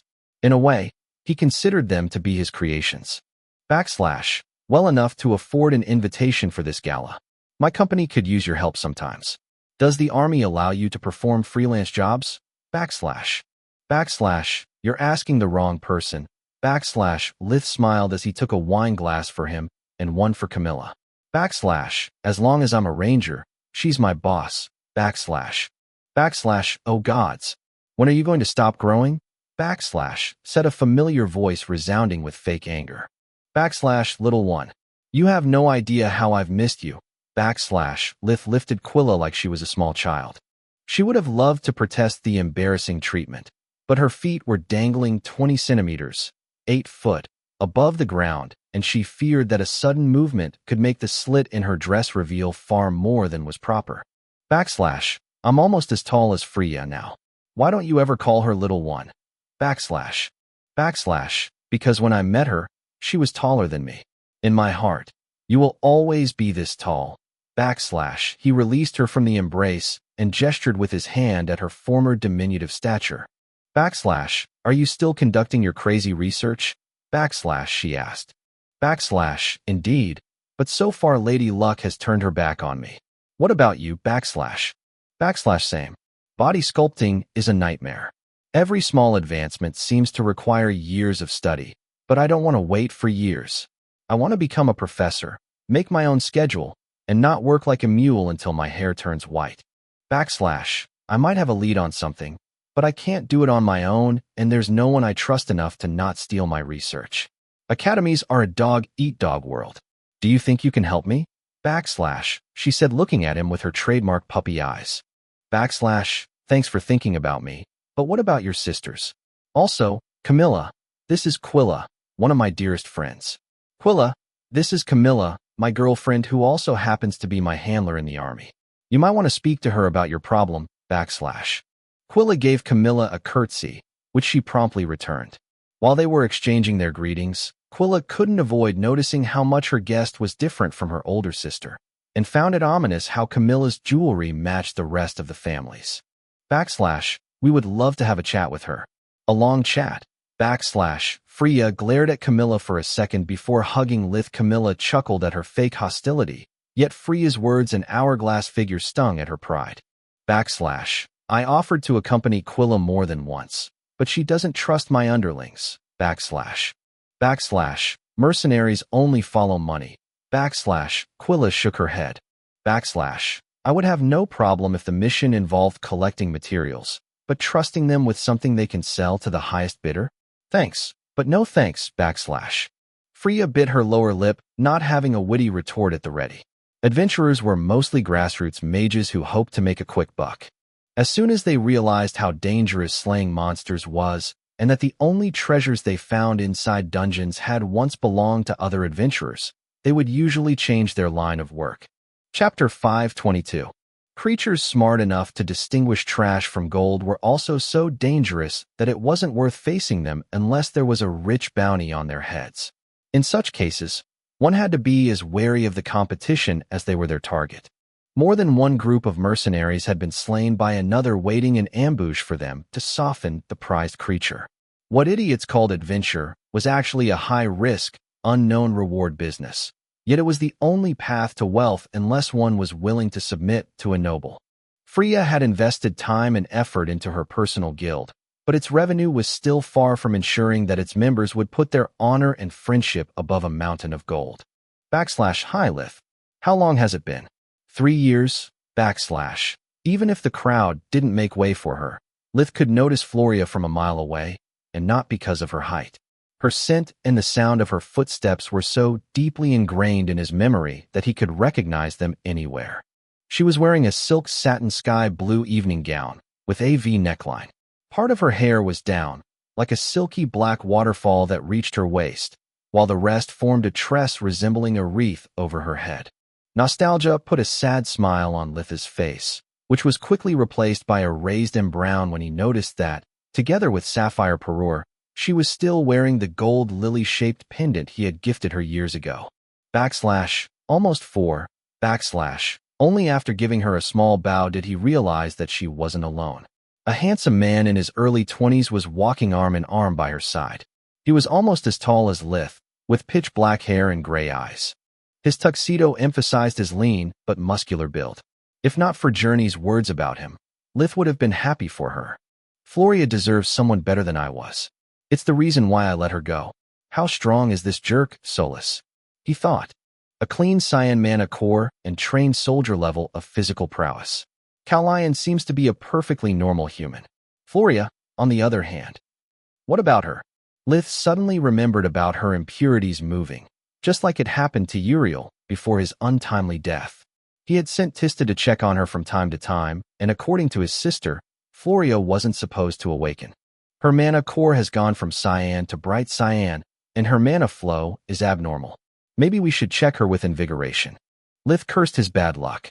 He had no reason to touch Floria without making Camilla jealous, nor could he ask to speak privately about her health in the middle of the gala. Lith was renowned to be a great diagnostician, but spotting an asymptomatic illness with a single glance was something not even Manohar was capable of. An awkward silence befell to the group after they had introduced their respective dates. Neither of them knew what to say, at least in front of all those people. Small talk was cheap, but speaking their minds would make things even more awkward. What a lovely corsage you have, Camilla. I'd never seen anything like that. Did Lith Forge master it for you? Floria unconsciously touched the dimensional amulet he had gifted her at the academy. It didn't have just sentimental value to her. Floria had yet to find a better dimensional storage. Orion had studied it for several hours, yet not even he had proven capable of such a feat since Lith had used true magic to make it. Yes. It's called a camellia.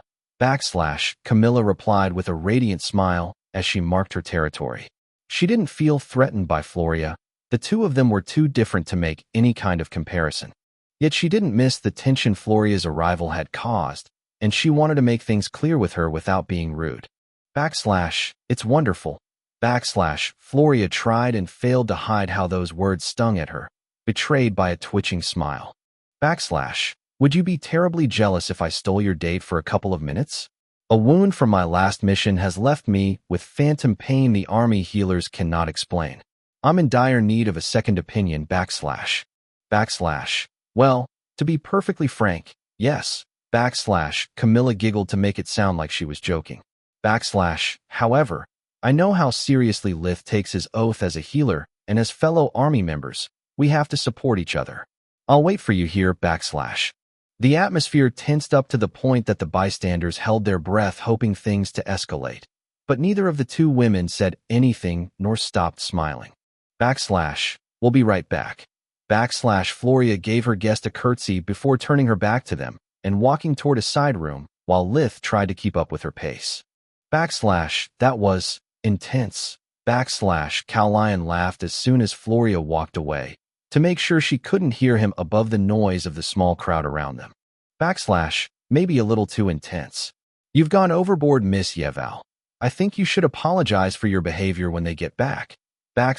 His cold smile didn't extend to his eyes as his words triggered whispers and chuckles among the bystanders.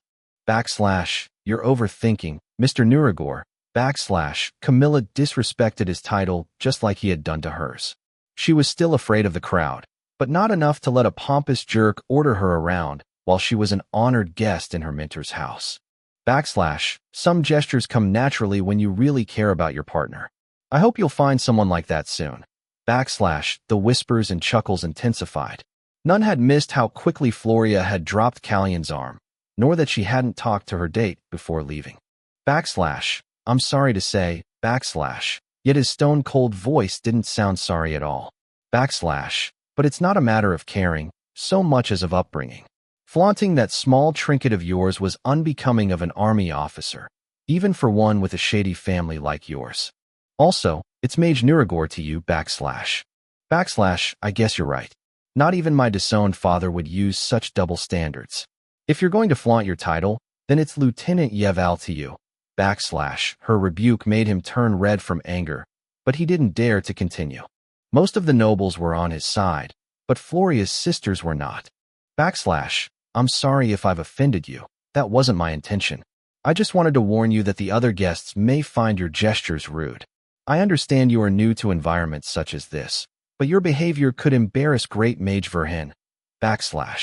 He gave her a small bow as an apology. Between his words and manners, Cowlion had put Camilla between a rock and a hard place.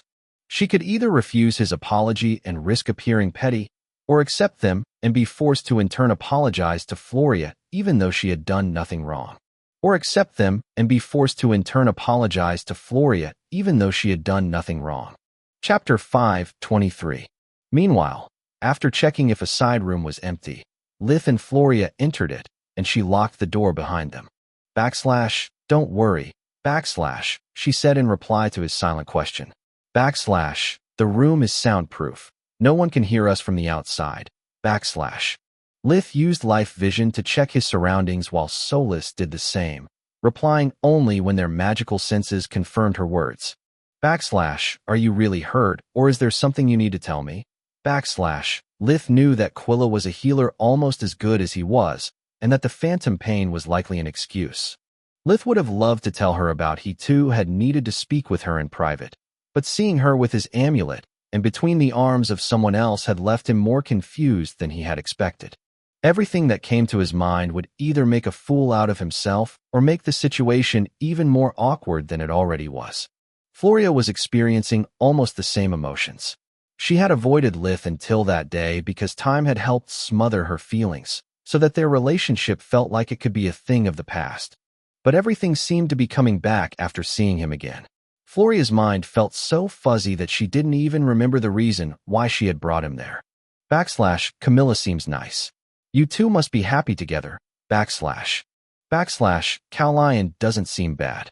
I hope he treats you right. Lith had so many things to say to her, yet only the most idiotic ones seemed to be willing to pop out of his mouth. He doesn't seem bad. Floria chuckled, making him realize how much he had missed that smile and the sound of her voice. So he doesn't seem good to you either. I don't know him. I can only say what I see. Lith shrugged. Why are we here? His question came out much colder than he intended. His brain and his mouth seemed to be disconnected. I just wanted to know how are you. I mean the real you, not the mask you wear in front of everyone else. Have you mastered death vision yet? She took a step closer, realizing it was the first time she had to look up to meet eyes with him. Their past was so distant, yet it felt like it was yesterday. It's not a power, more like a curse, he replied. I have learned how to keep it under control under normal circumstances, but that's it. To make matters worse, there's no trace of something similar in any book I've consulted. You have no idea how does it feels to watch everything and everyone you love die over and over again. I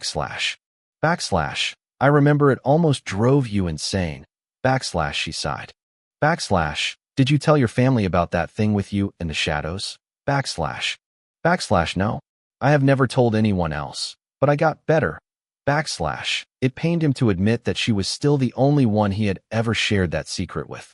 In his mind, Solus didn't count because they didn't share anything. They were one and the same. Lith flexed his shoulders as his second form swallowed his tuxedo. He stood slightly over 2 meters tall, covered in thick, curved black scales with hands and feet that ended in razor-sharp claws. It still lacked the horns, the wings, and the tail which only appeared during tribulations. His face was a black slate with no nose or ears.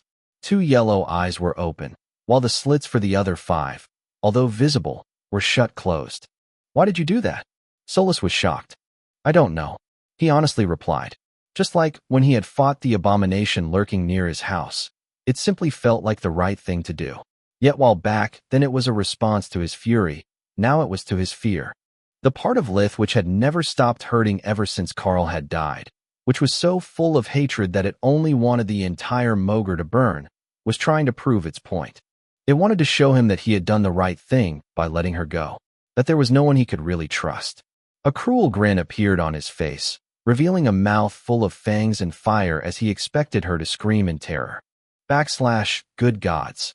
Floria turned a little pale in surprise, but she didn't flinch. All those years ago I was right. You do really have dragon blood in your veins. Since when do dragons look like this? His voice was a low growl as he waved at his demonic appearance. Dragons look however they want. She shrugged in reply. If you had feathers, I would have thought of a phoenix or a griffin, but scales yelled dragon to me. Floria stepped forward instead of back, just like that night in her room. This time she needed to stand on her tiptoes to touch his scaly cheek. Does it hurt? Even the question remained the same. No. Not since I've accepted who I am. Thanks to you. He placed his scaly hand over her soft one, unable to hold his words anymore. As I told you after the second exam, I'm a broken man, shattered into so many pieces that my original form is unrecognizable. Yet you managed to turn the metal I've spent my whole life steeling myself to be into soft fabric. Then, you spent almost 2 years of your life mending me. No matter how many times I pushed you away, either with my rude actions or my endless secrets, you were always there for me. You picked up all those pieces that I had given up on and sewed them back together. You've seen me at my worst, yet you never gave up on me, not even when I showed you this ugly self of mine. You taught me that even in this cruel world there can actually be someone who's worth trusting, someone that can accept and love me beyond what shallow words can express. His thumb caressed the back of her hand as smoke and flames came out of his 7 eyes in small bursts. It was supposed to scare her, but it made her cry instead.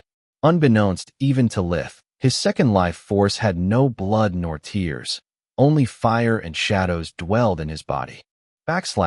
You made me want to try and be more than powerful, to be better. For all that, I'm grateful to you, and I always will be. I don't care who you marry or what kind of person you'll become. I will always be there for you. If you ever need my help, just call my name and I will come. I will discard my duty and my honor. I will pierce through the gates of the heavens and the netherworld if they stand in my path. Not even death could prevent me from coming to fight by your side, because that's the only way I could ever repay you for what you did for me. Lith turned around, assuming his human form again. Now it's better if we return to the main hall. Otherwise people will start gossiping about us. More than usual, I mean, /. Floria stupidly nodded at his back, despite knowing he couldn't see her. She and Solus were both crying from the bottom of their hearts, because those words were the closest thing to a love confession Lith had ever done. Fuck me sideways. Solus, why didn't you stop me? That was the closest thing to a love confession I have ever done, he thought. Chapter 524. First, I had no idea what you were about to say. That wasn't one of your usual rehearsed speeches.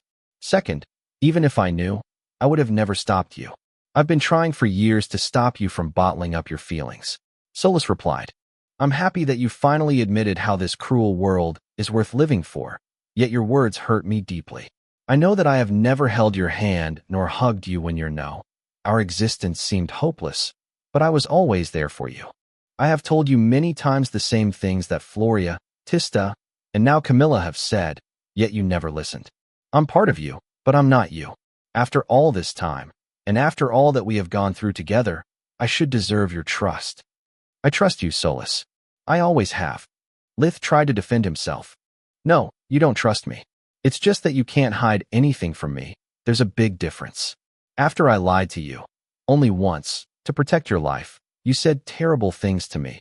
You kept me at arm's length for weeks. You never stopped to think how hard it had been for me, nor why I did it. You never have any idea how many sacrifices I make for you until we trigger a mind fusion, and then you apologize just to start over again. Back when we reconciled, you gave me permission to kick your ass if I ever disagreed with you. But only now have I found the strength to do it. I never get angry at you because unlike Floria, unlike every single goddamn soul on this planet, I know the real you. Derek McCoy, Lith Verhen, whatever the name, I don't care. Where your family sees an iron-willed man. Where Camilla sees a hero. Where you see a monster, I see a man that no matter how much he had to crawl, no matter how much shit he had to swallow to move forward, he never stopped fighting. I always respected you for that, and I didn't want to become another burden for you to carry. After the wargs, after spending some time with my friends rather than yours, I finally realized what being a person really means. I deserve from you the same respect I give to you, and if sometimes my feelings are a burden, well, deal with it. Because I'm as real as Floria is, I'm not just a voice in your head. Lith was still recovering from his own moment of weakness with Floria, so taking in Solus's, all of her pent-up feelings, left him completely speechless. He returned to his friends not knowing whether to feel like a jerk for what he had just done to Floria, or for what he had done to Solus for all those years. Because she was right about everything. By the way, while you played Romeo, I checked your Juliet with invigoration.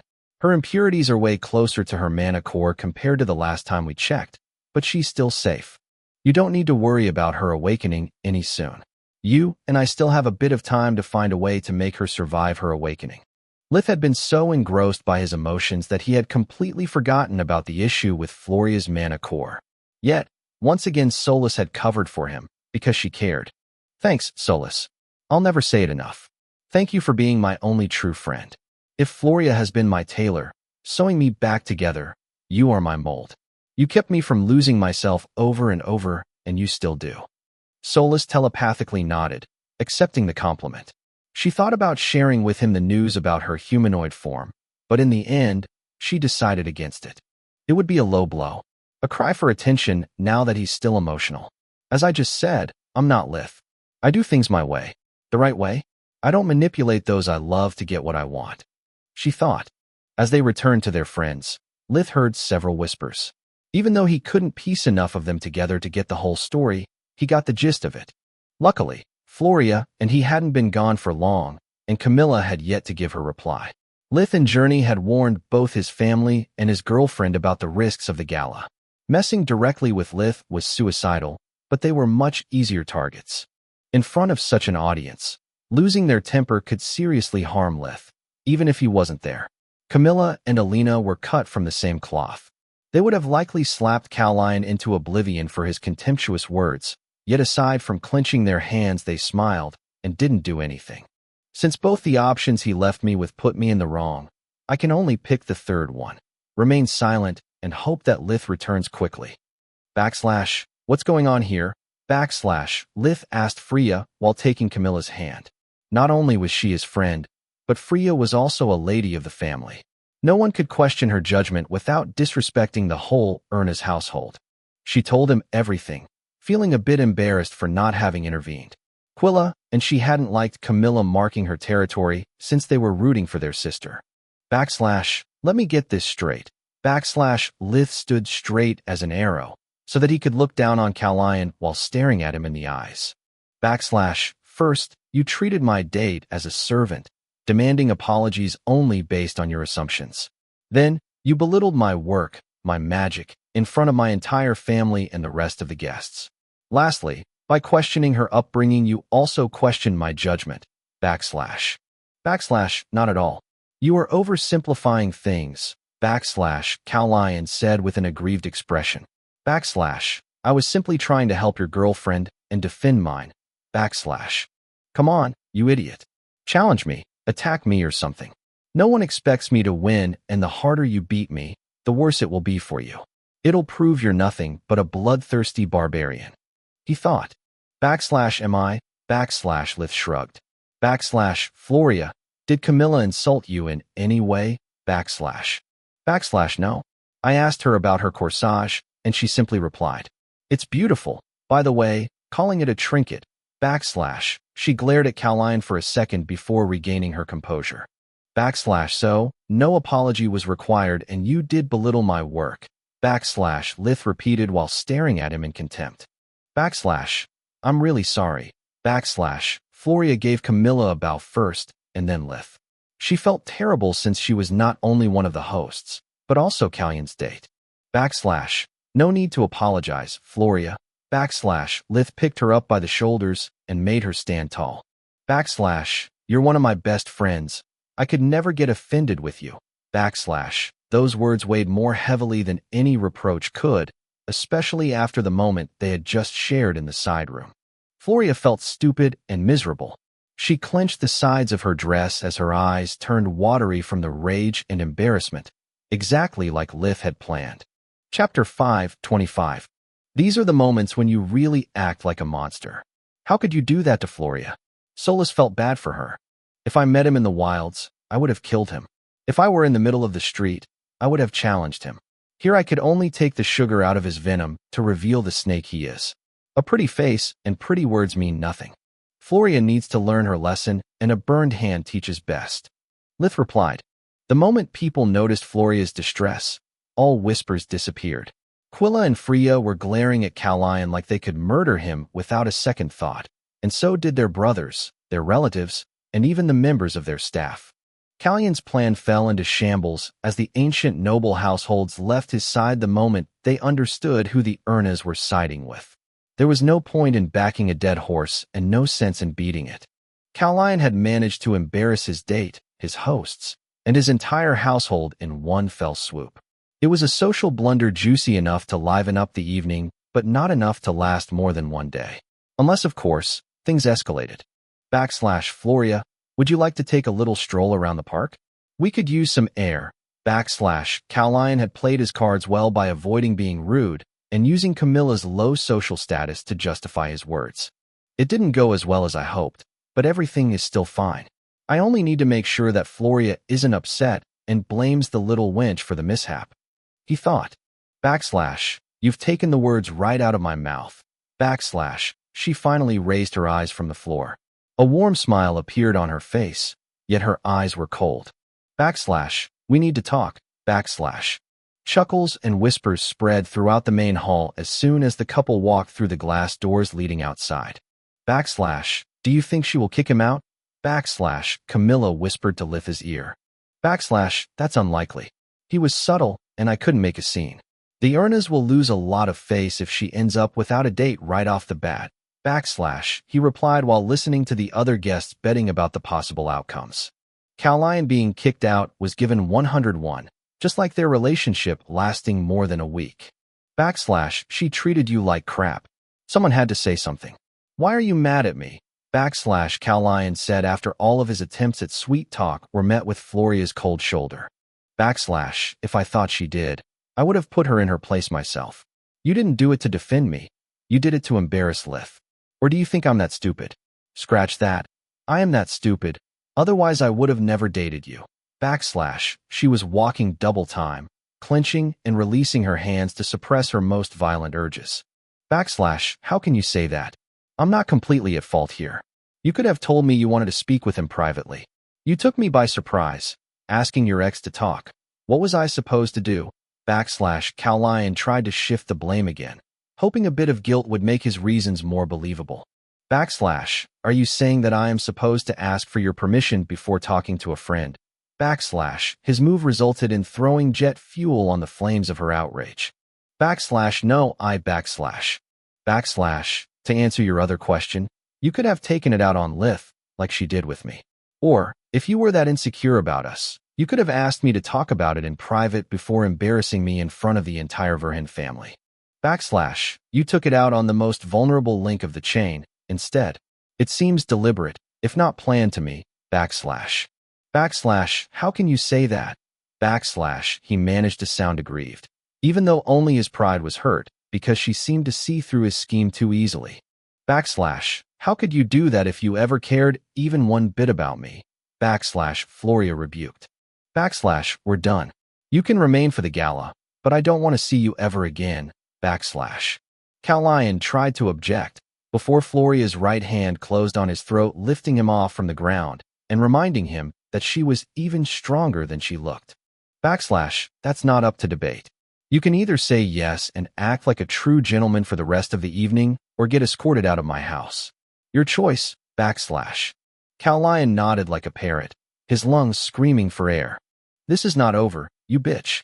There is more than one way I can use you against that peasant. Bringing down the Urnas and the Verhin is like killing a flock of birds with just one stone. Meanwhile, inside the main hall, the butler announced the Urnas couple and then the royal couple right after them. King Marone Griffin and Queen Silpha Griffin.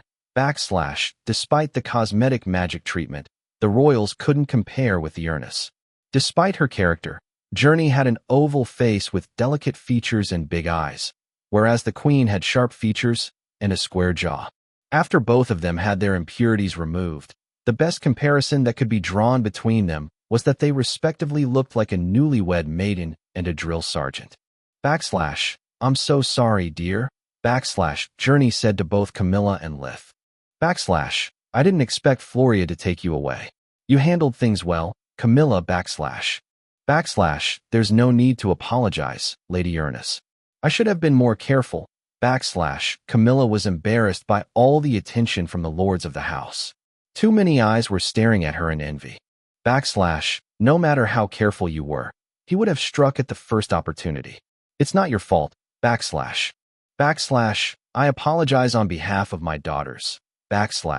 Orion gave Camilla a small bow, making her and the Urnas girls blush in embarrassment. I'm disappointed in you. Camilla is your mother's apprentice and your friend's betrothed. You should have been more considerate toward her.